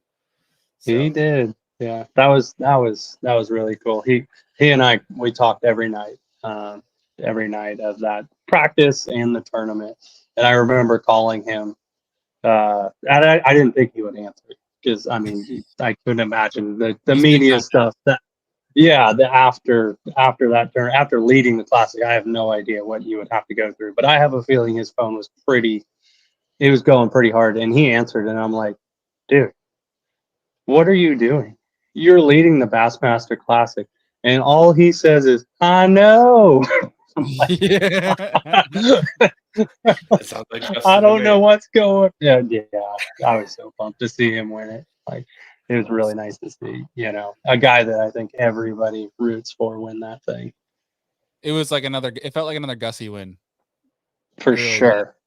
Good. Yeah. For sure. Really cool. I mean, they're all great champions, but I mean, there are definitely, if you can't be the one winning it, you definitely have your guys that you're like, yeah, I want to see him win it. So that was awesome. Well, dude, I hope that's you in March, man. I'm telling you what, I hope that's you in March. We'll leave it at that. We'll save the good juju for the week before when we get you on the show. How about that? I mean, not to call you out again, but that would be pretty hard because I'll be working the show this year. Oh, son of a dude! I suck. Andy, you take over. Andy, you take over. I'm just letting you crash and burn over here, buddy. Sorry. I don't want to get everybody excited and be like, "Where's Bryant? He's not even on there." We were talking about with Easton and Nick. This is why I need to do a better job of homework because I could have sworn you were like 30 in the points. No, this was a rough year for me.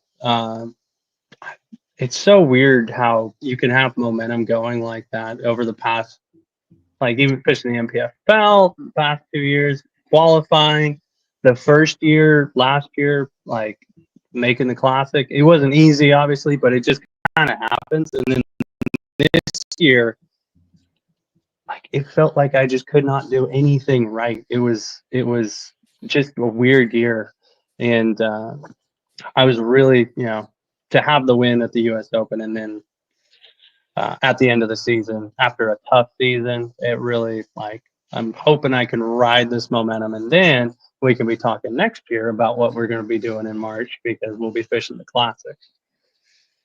Yeah, that there we go. Next, I meant 2026, man. I meant I love 2026. it. I'm in. Yeah. Yeah, I'm in. I'm in. I do apologize, man. Forgive me. Oh, you're all good. You're all good. But that means just we can have we're gonna have potential, very strong chance, a Serious Angler Airbnb house. So you're more than welcome to come bruise on us to make up for me being a jerk. That sounds like a party. It does. Yeah, Boomer's not invited. Boomer's not invited. Oh, okay, good. No, we're in. Yeah. We're in. That's awesome. Are you guys doing a podcast at the Classic? Hell yeah, we are. Okay, I want to. Perfect. Perfect. Yeah. It could be a roast session. You can give back. I'm in. That would be fun. That'd be a lot of fun. Yeah. We'll count you in for that one, buddy, for sure. Cool. Cool. Well, dude, one of the things I wanted to ask you, especially with we start off with Easton here, going in, and I feel like you've had, I think, a great start in regards to, obviously, we just talked about not making Classic this year, but I think overall, like, making the Classic last year, biggest bag of smallmouth in Elite Series history. Like, you've had some really well-rounded positives in your Elite Series career. For a rookie, brand new at Elite Series, of course, coming off of a very hot Open season. Like I told him before, I'm like, the pressure's on for you now because you had such a good Open season that the expectations are high. But what advice would you have for him coming in for his first year? Like, I think he's going to be just fine. Like, he is. I've been watching how he fishes and watching his career for the past couple of years now, and he's just one of those guys that's just always consistent. There'll be the butterflies. Everybody gets the butterflies at the first tournament, but after you make that first cast, like, I think he's going to be just fine. I always just try to remind myself that it's a big show. It's the stage you want to be on. It's the dream job to be on the Elite Series, but it always just boils down to you're just going fishing. And if he gets that down and he gets comfortable, it's gonna be ugly. The Elite Series is getting so incredibly hard now with all these guys coming in who are absolute killers. It's I would hate to see this thing in 5 years. I mean, I hope I'm still there, but good Lord, it is going to be like everybody's going to be the guy where, like, you get this group of 9 guys that comes in. You're like, well, there's another 9 top 50 checks gone. Like, soon we're going to be like, well, who's not getting a check? Because everybody here is very good. So, as long as he just keeps his head on right and just does his thing, I think he's going to be just fine. Just like all those guys. Like, those guys know how to fish so good. It's just kind of not ignoring, but kind of putting all the big show behind you and just going out there and doing your job. That's all it is. Getting past the shock factor of, like he was saying, being lined up next to Polinick or whomever, going out tournament morning.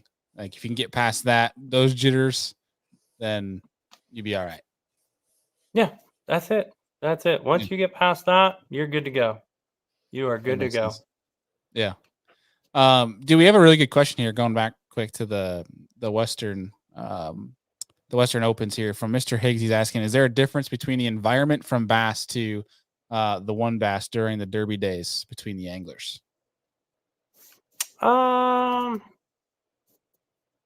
Not really. Everybody's there to go just fish. I mean, it's not as serious, I guess. I was always the first one on the water and the last one off the water. And, on the Elite Series, it's definitely where I am never that guy. I try to be that guy, but there's always guys that are there earlier and stay later. It's definitely a little more laid back than the Elite Series, but I mean, the competition's really, really good. I would just say that, the intensity is probably just a little bit less. I get you. Yeah, I mean, we were talking earlier, like you just look at standings of who was in that, and it's stout is very extremely stout. And it's cool that you mentioned earlier though, like how there's some more names of other people that reached out, said congrats, but want to get in on it this year. And it's cool to see some new names that venture over, that go and try and fish it. Bertrand was trying last week to get Andy and I to come fish it as co-anglers next year, which I think we should do that for sure. You got to do it. Yeah. The shared weight thing is so cool too. If you guys show up as co-anglers, because you guys are a team, like you get teamed up with your pro and there's no backseating. Like I don't care how it works out. If my co-angler catches all the fish that day, I'm going to tell everybody that he caught all the fish, and I am damn proud of him for doing it. I netted every single one of them. I got no pride, man. But that's the coolest part about that tournament. What's that, Andy? I said, does the co-angler get to stand up there on the front deck with you too, or does he got to be in the back? If they want to, yeah. If they want to. I don't know what happened to my headphones, but now they're not working, of course. Probably. I hear you guys. Let me see. Technical difficulties. Gotta love that part, huh? We get the beautiful up close of Bryant's face. Oh yeah, you're getting up close because now I can hear you a little bit better. The straight nostril shot. I love it. Is it? Here we go. Ooh, that's a good one. There we go. This is what the phone must see when you're trying to take a selfie. You can see my terribly organized garage right now. Honestly, I was expecting a bigger bait wall out of you, Bryant. Well, it's all still all in boxes is the problem. Like I haven't taken anything out of my boxes. Like I just been grabbing and going. Like it's all over. It's in those black and yellow totes just scattered about the whole place right now. And I have a bunch still in my truck. Like I did not do a very good job of getting home and reorganizing everything. It is like somebody took a bomb and threw it into the center of my boat, and it's just there is stuff everywhere right now. It's driving me nuts, but happens. We're trying to soak in the wind, so we're gonna let that go for a little while longer. Yeah, I guess it's the question: are you gonna keep the same boat now that you want it out of it, or you got a new boat on the way? So it's actually pretty cool. We're gonna keep this one, and we're going to use this one for the BAM Super 60 next year on the West Coast. So I'll be fishing all those next year. And then we got the new boat going to the Bass Tank, the new Skeeter going to the Bass Tank sometime soon. And that'll be the tour boat. So we'll have the West Coast boat and we'll have the back East boat. And you rip all the decals off for the West Coast boat so guys can't follow you around. I thought about doing that too in the U.S. Open, but I didn't do it. No, we're gonna run it. We're gonna run it. It's pretty cool what Mark has going with that Super 60. It's just like a mini Elite Series. You got to have a wrap boat, all that good stuff. So we're gonna run it. We're gonna run the all the companies that support me proudly, and hopefully we can get it done next year. Heck yeah, dude! I know. So our Mr. Deacon over at Business from the Bass Boat is fishing that next year.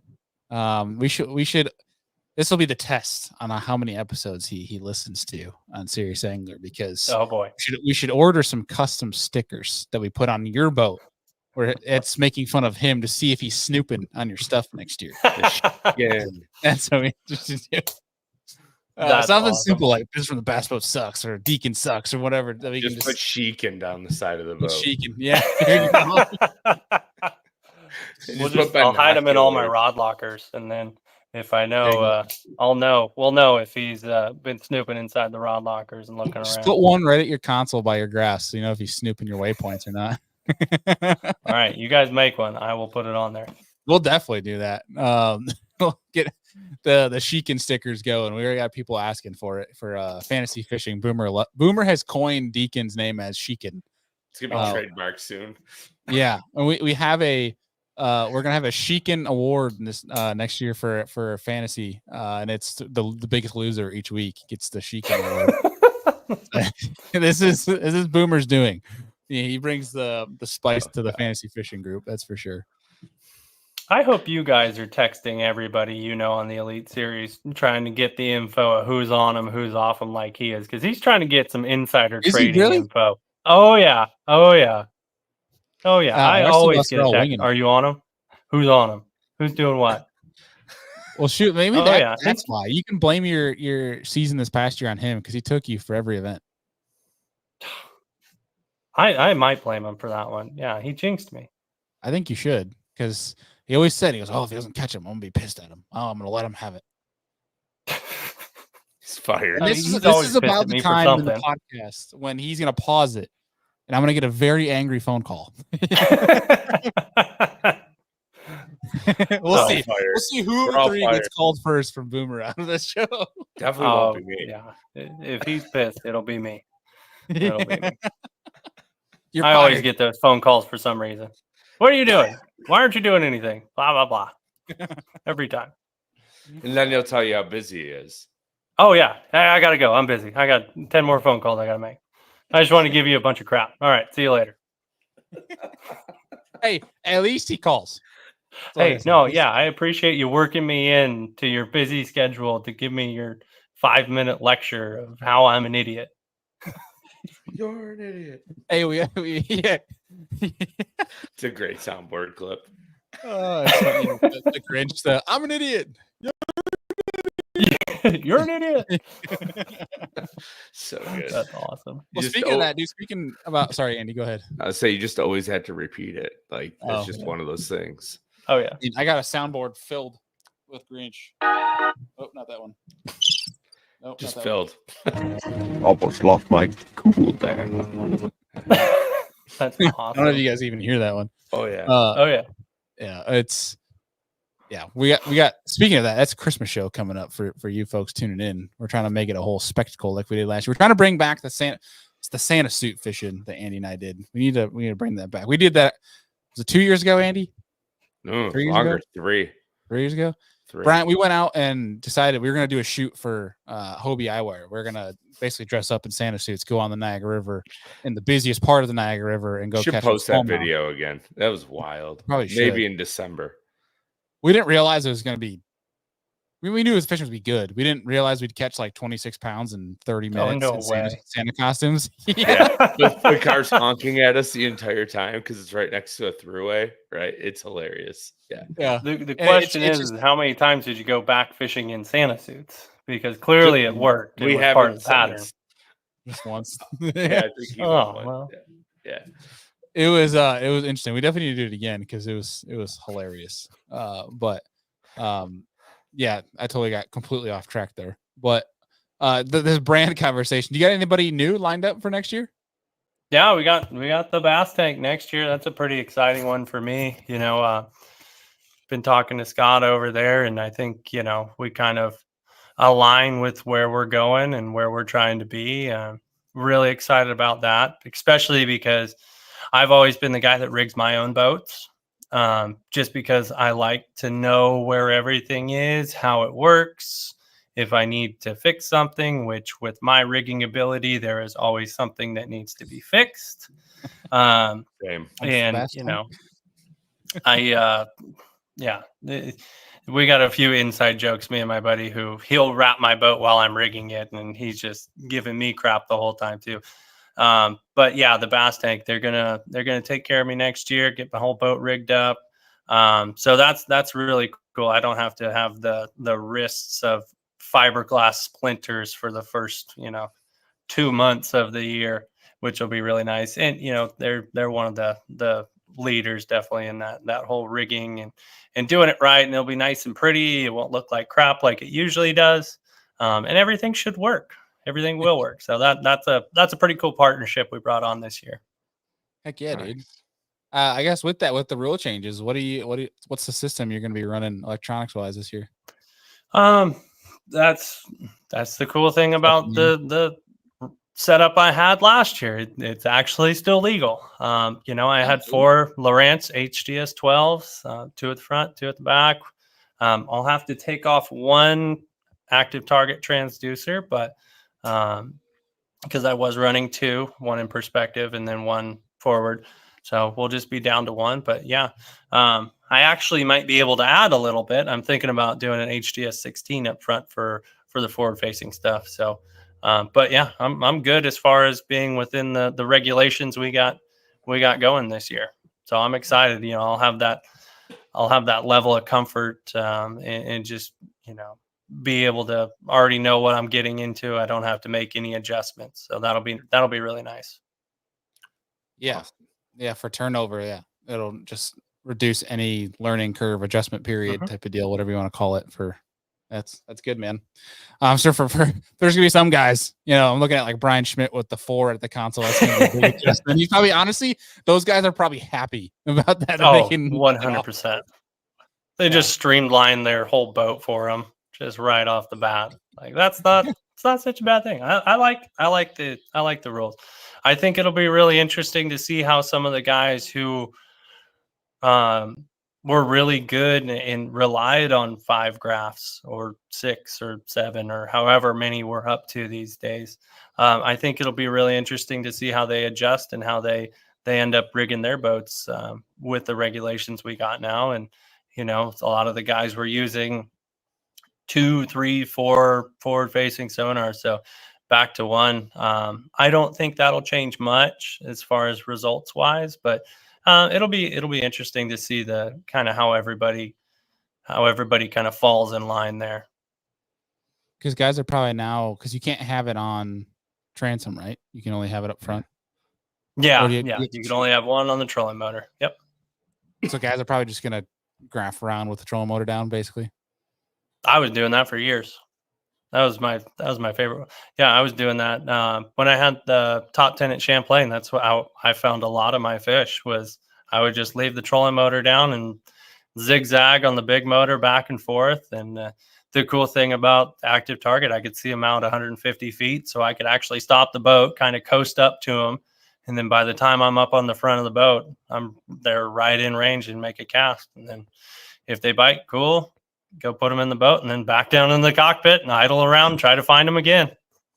That's awesome. So are you just keeping it straight or using like the remote to like rotate? I've tried them both. I've tried the remote and I've tried the just keeping it straight and zigzagging. And that's, I don't know. I guess that's me being a little bit lazy. I think the remote's a little bit more efficient, but it's like, how much am I really missing out? And I can just idle back and forth. I don't have to worry about which way the trolling motor head's facing. Don't have to worry about burning up the motor, if that's even a thing, turning it back and forth against that kind of pressure at 5 miles an hour. So I just always kept it forward and just kind of turned a little bit left, turned a little bit right, back and forth. And I found plenty of fish that way. It worked out just fine. Heck yeah. Dude, if you had to choose, this is total left field. If you had to choose one fishery for the elites to come out west to, what would be your first pick? Clear Lake. It's I think it is that good. Right now, it's the best I've seen it fishing in probably almost 10 years. And it's always good. Like it's always, 22 to 25 bare minimum to win the tournament. But now it's taking, like it took, I think he had 93 pounds for 3 days. And he won the last tournament up there. Yeah, it was the BAM Pro-Am, just Pro-Am tournament at Clear Lake. Yeah, he had 93 pounds. But the crazy thing he won by quite a bit, but second place I still think had 87 pounds. Yeah, smashing it's yeah. Over half the field had over 20, And it's been like that for multiple tournaments this year. Like there's been a couple team championships. Like it's unreal. I saw a guy post a picture the other day. He caught 4 for 35. 4 for 35. Yeah. I mean, he caught more than that, but he took a photo with his best 4 because I'm pretty sure that's all he could hold up. And it was 4 for 35. It's almost it is wide open. On average, almost. Yeah. And I would love to see the elites out there. Just to see those guys absolutely smash them. And one of the most iconic like swindle highlights comes from Clear Lake. Oh yeah. When he caught that giant. I got him. Yeah. I got her. Yeah. Throwing a swim bait. Yeah, I know right where that wall is too. Yeah. I know right where that wall is. Yeah, I've watched that probably. I mean, I'm a bass nerd, so when they came out here, I was all about it. And then to see the highlight reel and watch the show, dude, I've probably watched that hundreds of times. Was that the same tournament that Byron Velvic was throwing the swim bait to and catching him, and Skeet was catching him on like top water? Kennedy. Yeah. Well, I know so Velvic won the next time they were there. That's the one, yeah. But yeah, it was Kennedy that won the one when Swindle had that one. The Big Mama. But yes. Because it was Skeet Reese, Byron Velvic battle, and Skeet was catching him on a gunfish, I think, if I remember correctly. And Velvic was throwing a swim bait. Yeah. Yep. That sounds right. 2007. Yeah. Yeah. That was the Golden State Shootout in 2007. That video has over 350,000 views on it. Which one? Wild. The Swindle? The Clear Lake one. Yeah, it's just literally the whole imagine that being posted reruns nowadays. Oh my God. Yeah. Yeah. Bass should repost those, honestly. Oh, 100%. As like throwbacks, if people would eat them up. Because those are like when they made like the productions. That's when they didn't have the live coverage. It was pretty damn fun to watch. I still go back and watch them now and then. Oh, I love watching all those. Dude, it felt like a couple years ago, if not maybe like last year almost. Some people were saying that Clear Lake sucked. Not that maybe not sucked, but that it was hurting. Yeah, it was just off. It was just off. Yeah, Clear Lake's, it's a natural lake, so it only fills up on rainwater, and we don't get a lot of rain out here sometimes, so it went through a pretty bad drought. Let's see, 4 or 5 years ago, and usually the year after it fills back up, it's always kind of an adjustment period for I think the anglers and the fish. And I think that's what happened there was it's just that adjustment period from it going super low for there, which is like 10-foot low, to filling back up and being almost over full pool. Yeah, they got like that new lake effect too, because there's probably all kinds 100%. of rush and Yep. So it's just heavily nutrient rich at the moment. Everything's popping off. Yeah. It's and like going back there after it filled back up. You didn't even recognize some of the spots because it'd been dry for so long that there was actually a lot of growth, a lot of willows and bushes that have grown while the water was so low. And now they're all in, 7 to 3 foot of water. So we have a whole bunch more habitat than we used to have there.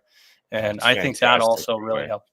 Yep. That also really, really helped it. But yeah, that lake's fishing better than it has in a long time. And that would be a cool one.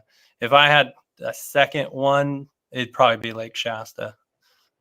Just because that's my favorite spot of bass fishery. It's just beautiful. Go there in January. I don't know how we would get 100 elite guys there in January, but that is my favorite place to fish in January and February in the winter. It's just, you catch 100 fish and you're always fishing for, any cast you can catch a 7, 8, 9 pound spot. So that's one of my favorite lakes that time of year. It'd be wild to see them try to get there in January because that is quite the trek going from east to west in those mountains. Oh, there's no way.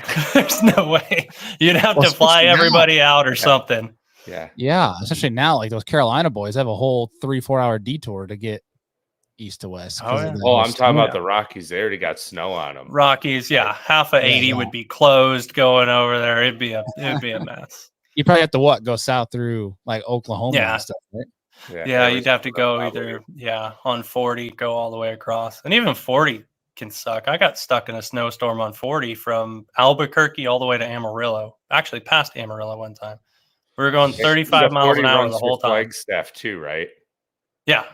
Yeah. So like Flagstaff, I drove to Arizona when I was in middle school, and I remember the drive vividly. Like Flagstaff is like 8,700 feet above sea It's level, way right? up there. And there's no guardrails on the side of the throughway. No, it's insane. They don't believe in those. No, They don't believe in those things. No, the speed limit's I think like 75, at least it was back then, and guys are just ripping. I'm thinking to myself, I'm like, if we mess up, we're dead. Like, oh yeah. Oh yeah. That's nuts, dude. Yeah, it's a little wild out there. Yeah. Wild West. How often did you fly this year between events? Every chance I could. So, in between every single event that wasn't a back-to-back, I would fly back home.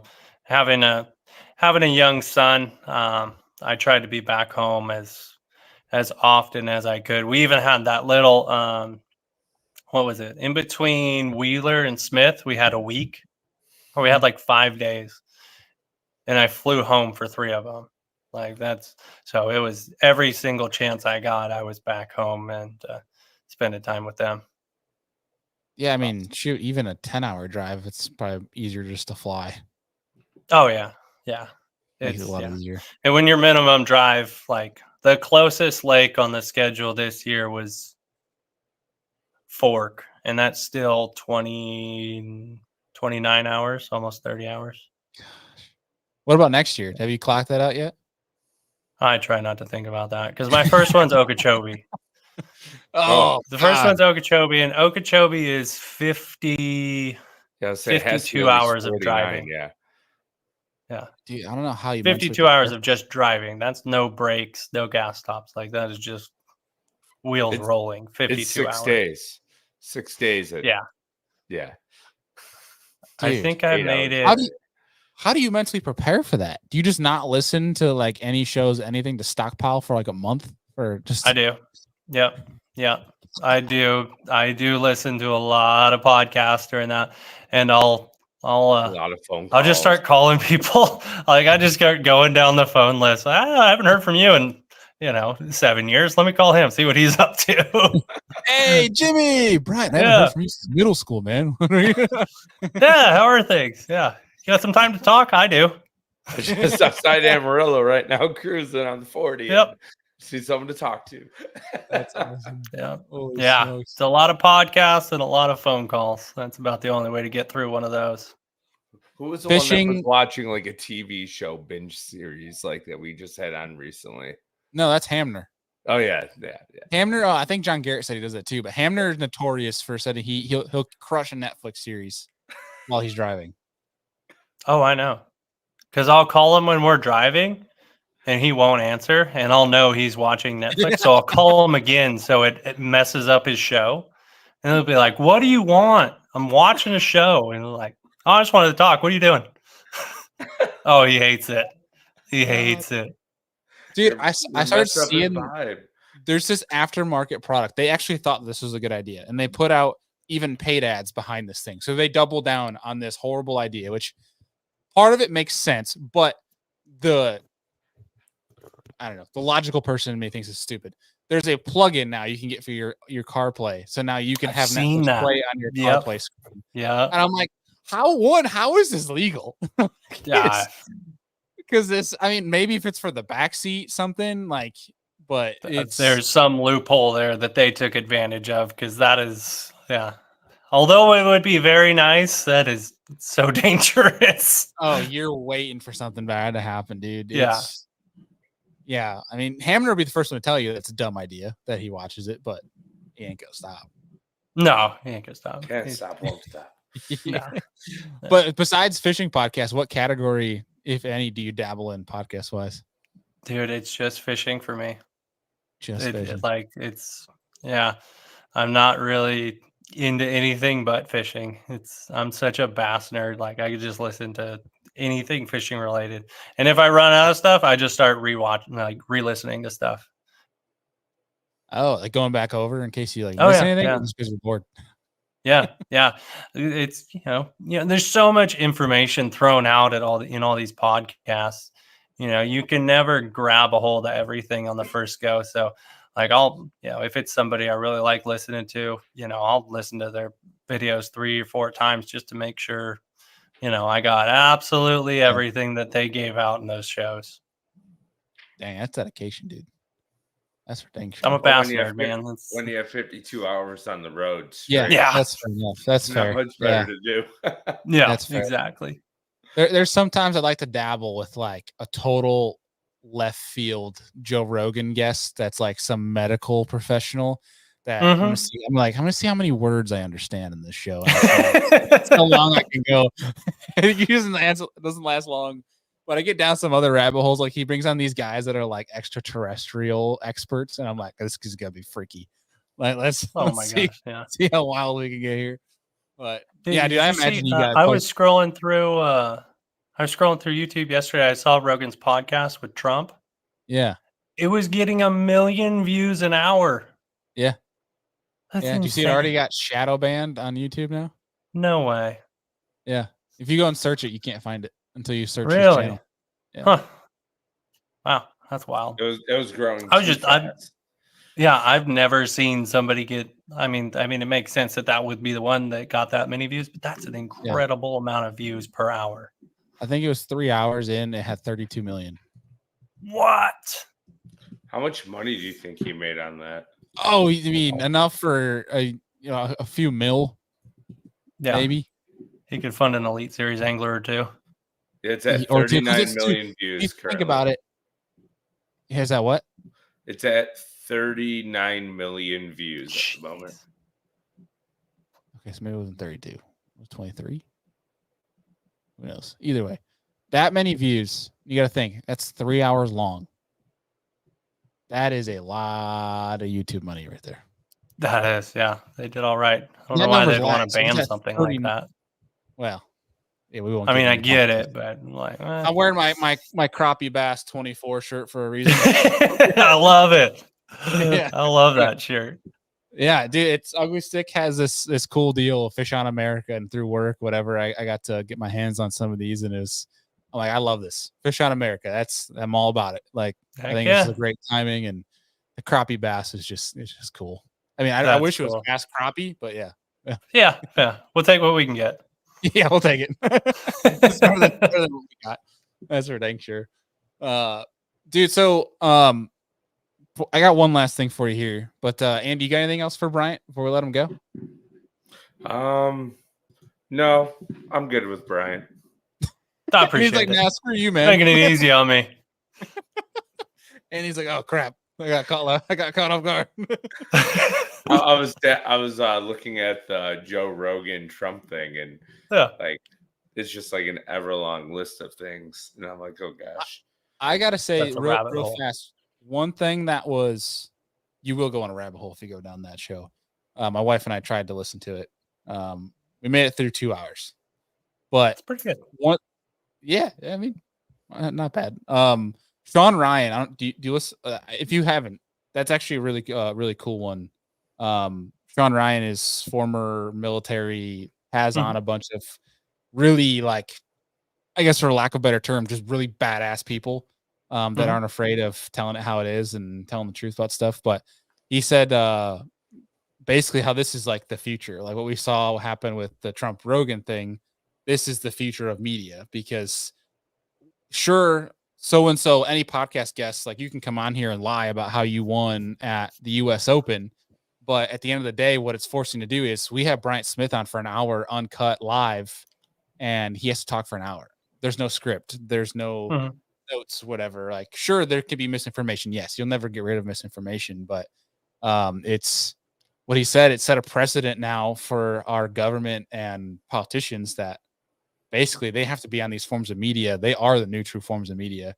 And it's like killing off these traditional forms. And I'm like, preach it, bro. I'm all about this. Like, it's cool. Sorry, I had to. You got to adapt to it. That's all there is to it. Yeah. Well, Well, dude, so what I wanted to ask you, I pitched this to the boys as they wrapped up with Easton and Nick about the Mount Rushmore of college bass fishing, and I'll pitch it to you. Who's your Mount Rushmore of anglers from the West? Let's see. So Aaron Martin's for sure. Skeet, Gary Dobbins. Like it. It's a big last one. Say Mike Folkstad. I do not know that name. He's won the Open a couple times. He's just a West Coast legend. Absolute legend. Catches him everywhere he goes. He does. I don't know if he fishes much anymore, but he's one of the ones that, if you're from the West, you knew who Folkstad was. He is the man. Okay.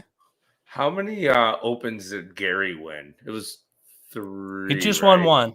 He just won one. Yeah. Folkstad actually beat him out on one of them, I think, if I remember the story right. So, yeah, Gary just won one of them. How many did Folkstad win? I think he's at 2 or 3.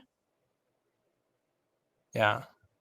He was good. And he won, Angler of the Years, but he had an incredible career. Dave Glebe would be a good one too to put up there. He won more boats than Gary did, actually. A couple Cadillacs, an RV, he won a bunch of stuff. D. Thomas, he'd be a hard, the list would go, go on and on now that they're popping into my head. D. Thomas, he'd be a good one. It'd be hard to really narrow it down now that I start thinking about it. Yeah. And then you have your swim bait guys that cultivated the swim bait world. Yeah. Butch Brown. Guys like that. Yeah. We got so many little niches around here. It's kind of, it's an interesting group of anglers that have come out of the West Coast, but we got some good ones. That is one Andy that you just mentioned, Andy talking about swim baits, but Butch Brown is one I really, really would love to get on this show.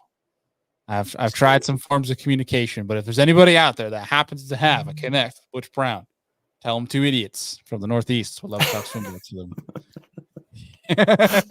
I'm sure that'll go fine. Yeah, I'm sure it'll go great. But 2 idiots. 2 idiots. I'd be tuning in. I promise you that. That guy knows more about swim bait fishing than I think anybody else has ever thought about knowing. Yeah, well, I'll tell you this, man. I've talked to Deacon about this to a long extent. We're trying to figure out the right path because we want to do it the right way, and we think that there's definitely still I know there's some good podcasts out west, but I definitely think the anglers out west and the fishing community out west still needs more recognition, more being talked about, especially some of the things these anglers have done. I know Pangrak at BTL does a decent amount of it, but we still think that more can be done. I'll definitely be tapping into you of who's who to get on and learn more and actually do my homework and not be a jerk to my friends and not realize they're not in this year's classic. It's all right. You can rub it in. I know Boomer set you up to do that. I know he did. Yeah, I was paid off. He's like, hey, remind that guy he didn't make the classic this year. Oh no, sure. That's right up his alley. Yeah, you're not getting you're getting 2 less rods this year, Bryant. Yeah, but if you want to know, anybody to have on the show, man, we appreciate you guys that you include the West Coast. It's we got some great anglers out here, and we get overlooked every once in a while, so we appreciate it very much. Well, we got some ideas in the hopper that we're once we can bring it to fruition, we're hoping we really believe the people in the West will appreciate the hell out of it because it'll be a consistent thing. So we'll leave it at that. Awesome. I'll tell you more about it offline, but perfect. Yeah, man, we definitely want to tap into that more because we want to be part of the movement to get the elites and less travel for Brian, more West Coast events. I'm in. At least let him be home for 2 tournaments. I wouldn't even know. You know what the funny thing would be too? Is I would finally get my wish of a West Coast swing and they would put it in the middle of the season. So I'd have to drive out and then drive back. Yeah. Usually what they do anyways, isn't it? When they've historically had it. Yeah. So I think it was COVID year, it was, I want to say it was it Delta, then Columbia River? Yeah. Or was it Clear, then the Columbia River? And then it was from Columbia River like 2 weeks later to Cayuga. Yeah, I think it was like 3 out there. I think it was actually Delta, Clear, and Columbia, then to New York. Yeah. Could you imagine a 6-day caravan of just all you guys driving to New York? There'd be a lot of speeding tickets. Yeah. There would Who do be you a think- lot, like Who you'd be able to would watch the pins just around the country of speeding tickets from bass boats. No. Who would be your first pick of somebody to get a speeding ticket in the elites? The guy, Buddy Gross. That guy does. He's got one speed. It's to the floor. I've driven with him. You're trying to get somewhere right now, aren't you? I mean, it makes sense. He drives a Bullet, doesn't he? Yeah, he's a fast. Yeah, That's awesome.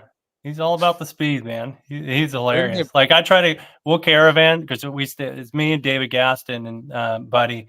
We stay together and we'll go like in between a back to back and we'll follow each other. And Buddy he's gone. Like, Yeah, see ya. boys. Like, man, I didn't even have my map up. Now I got to go pull my map up and figure out where the heck I am. Oh, that's awesome. That's wild. My money was going to be on like one of the Canadians or something like that. They were going to be the ones that fly. I can see that. I can see that. They might get their kilometers and miles per hour mixed up and like, oh yeah, I'm only going 100 kilometers an hour now, or however it would work out. Would that make them slower or faster? I know from some cops, like buddies that are cops, they are more prone to pull over like people with Canadian plates if they're going like 5 to 8 miles an hour over the speed limit just because, you know, they're from a foreign country. These damn Canadians. Awesome. You just never know what you're going to get, right? 8. Yeah. Okay. That's awesome. How fast is that going, Kilometers. It's the most polite pullover in the world, too. Like, Oh, yeah. Oh, I'm so sorry, and all that good Oh, stuff. sorry. Sorry, bud. I love it. My dashboard doesn't convert to miles per hour. I don't know what it is. I'm just trying to figure it out. Convert it to Timbits for me. I don't know. That's awesome. Well, dude, before we let you go, anything that the people should be on the lookout for in this off season, tuning in for? If you got any trips, content, anything? Yeah, I'm trying to, start the YouTube channel up. It's been on my to-do list.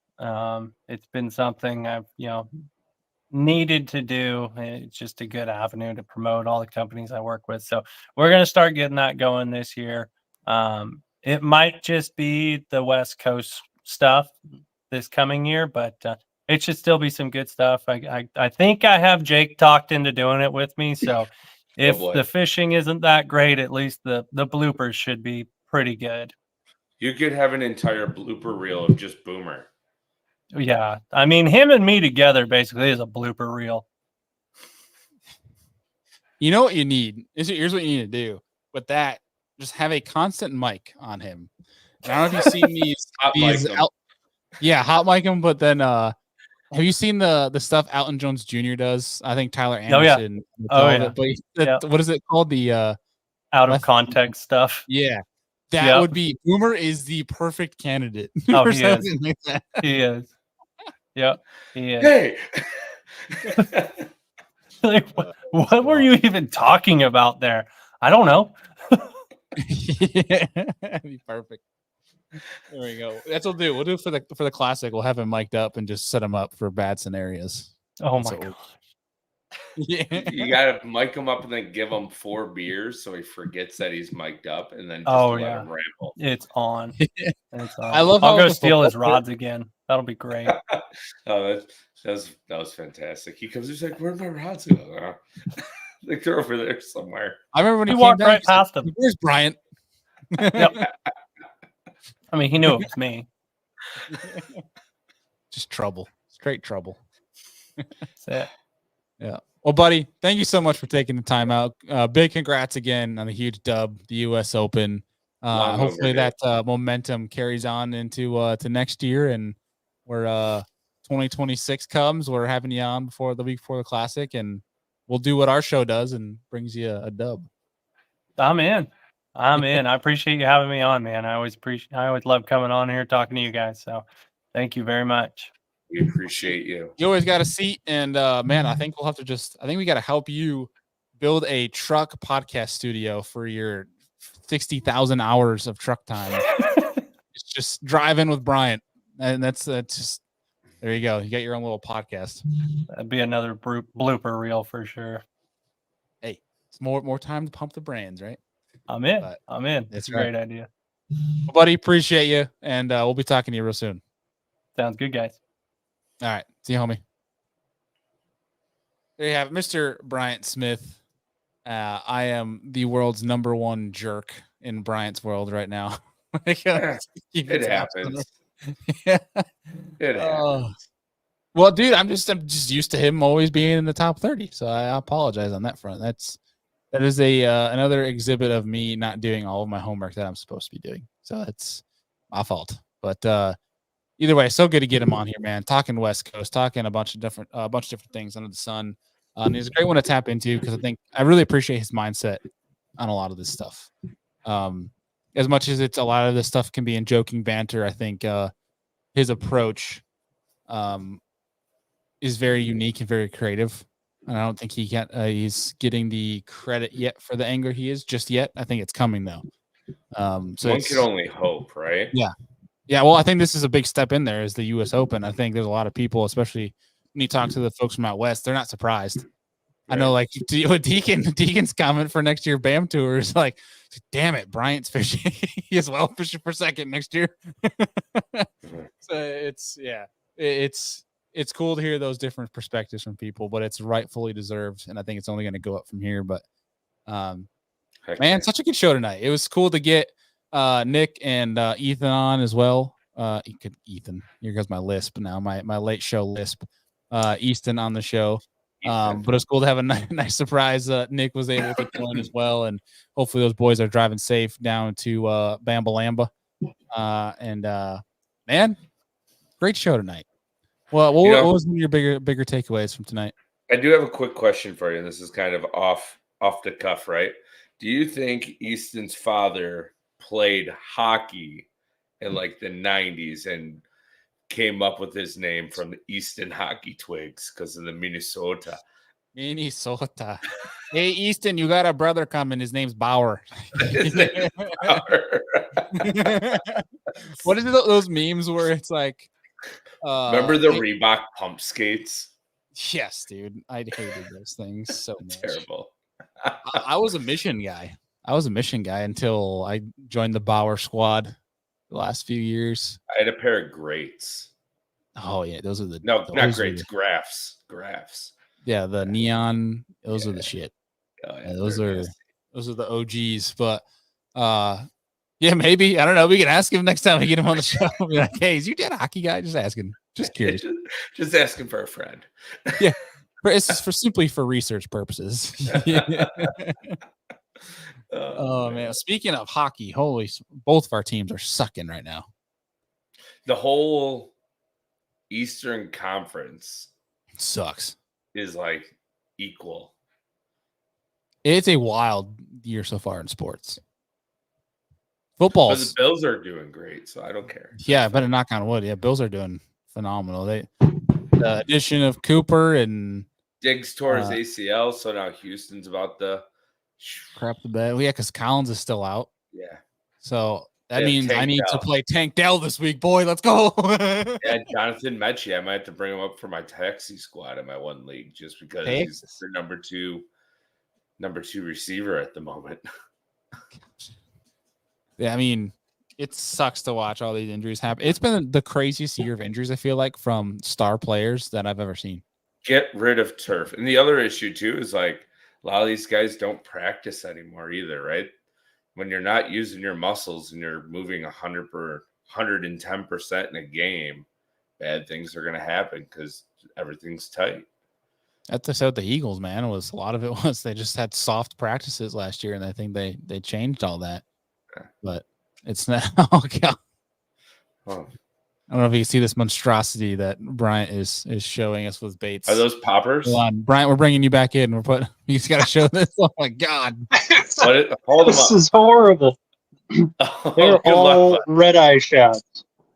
Nice. All of yeah. Everywhere. Not much hook rash on those there, Bryant. Yeah. Well, that's because there's no paint on some of them. Look at this one. Doesn't have an eye. Yeah. That must be the Clear Lake favorite. Oh, yeah. That's why we're breaking this out, because we're going to Clear Lake next week. Or no, on Friday. Oh, yeah. We're going to smash them. It's going to be I'm fun. so I'll send you excited. pictures. I'm rub it in, buying my please. plane ticket now. Come on. I literally have to try. I tell everybody who I got my headphones fixed, by the way, so this is way better nice. than me just holding my phone. Yeah, I tell everybody who wants to come out to Clear Lake, just let me know. The airport far is are you? on the way. How far are you from Clear? Hour and 50 minutes. And I have to drive right past the airport. See, I'm going to be in California for like a week at the beginning of January, so I might have to call you. It's still good. It's still good that time of year, too. I guarantee it. We'll catch them. I got to go to a wedding just outside LA. It's going to stink. Ugh. That's real. That is actually really far away from me. I figured. Just because you're in California doesn't mean you're close. That's probably I think 10 Clear Lake's hours about away. 5. Oh God, yeah, never mind. Yeah. I was like, maybe it's But 6. Maybe I can swing it for 2 days, but probably not. you can just get a flight from LA to Sacramento. It's like a $50 ticket. Nice. Come, I'll pick you up. We'll have a blast. I don't know if the wife would appreciate that. Hey, live while you're young, Andy. Yeah. Catch them on these. Like we got. All right, Bryant. One last See ya. thing. We're gonna let you go here because we added you in for part 3 now of the show. Apparently. Oh, part 3. I'm in. Yeah. one color Strike King Red Eye Shad, classic, amazing. I feel like the most universally loved trap besides the Bill Lewis, but one color Strike King Red Eye. What are you picking? I know Bailey's in. What is it? Andy? That perch one. Chartreuse perch. Yeah, that's that my one. favorite. Yeah, I was this one. My man. I think it's Rayburn Red. That's mine. I love Rayburn. Yeah, yeah. It's What I'm, it's just. Are you the knocker or the original? I like Two-tap. the knock 2-tap. Yeah, I like the 2-tap. Anything I can do that'll make it sound different than any other, lipless style bait. I always try to do something different. Like, or if I Bailey's take the, different as well. He likes the loud rattly one. What? They all The work. loud one. The original. Oh yeah. What? Yeah. I don't know. It's already so late in the show. We're just losing all of our brain cells. Part 3. Part 3's going great, guys. Yeah, part 3's off to a hot start. Here we go. Go to Omnia. Go buy some Striking Red Eye Shats in Rayburn Red. There we And go. make sure you send a message to Strike King that you got it from Bryant Smith. There you go. That's our message. Yeah. Nailed it. Nailed it. Round it out. All right, buddy. You good luck with that mess. Thank you. I'm gonna need it. You might want to change some treble hooks while you're at it. All right. See you, Only pal. a few rusty ones. I think if we kept him in there, we would have been going till midnight over here. Oh, absolutely. Yeah, dude. Great week, great show. Appreciate everybody that tuned in tonight. And obviously we'll be tuning in for the MP3s. It's going to be an interesting November because I'm going to be gone for basically half of it or work trip. So we're going to try to figure out how to get some shows produced and out for you guys. But just know that there is some cool stuff in the hopper, big announcements to be made here soon. But Andy, anything else for the folks before we wrap this sucker up? No, finally got a fluke soft plastic jerkbait episode coming up Saturday with Mikey Balls. So that's a good one. Yeah, he dropped some knowledge. Mike always dropping knowledge, man. Yeah. Hey, I told him 25 minutes and he went for 40. And I had to like, Mike, like we're gonna get way over time here. Hey, it's Mike, man. If you give him the floor, it's his floor. You let him do what he wants with it. Because the dude has a lot of teaching in him. So I don't think the Lure Lab folks are going to complain about more Mikey. But it's a good episode.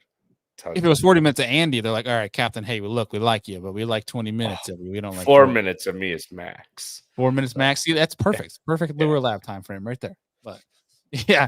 Now I'm looking forward to that one, man. Make sure you guys tune in to the Lure Lab if you haven't already, especially if you're bait junkies, you're looking to get better with the baits you're already throwing. Looking to get your confidence level up on stuff you're not confident in yet.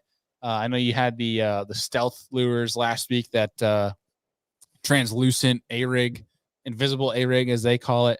Something that's pretty dang cool, especially from a durability standpoint, something different. Make sure you guys check those out. And then trying to think. I don't think there's anything else for the folks, Andy. I think next week we will have let me pull this up for you guys. It's actually still 50-50, so we won't even announce that. We'll let the next live show be a surprise for you guys, but nonetheless, very nice. Very nice. We have some cool stuff in the works that I'm really excited about. And I had another thing, but I totally forgot about it because I am basically gonna pass out right now. Folks, appreciate you guys. You guys are amazing, and we'll see you on the next one. Peace.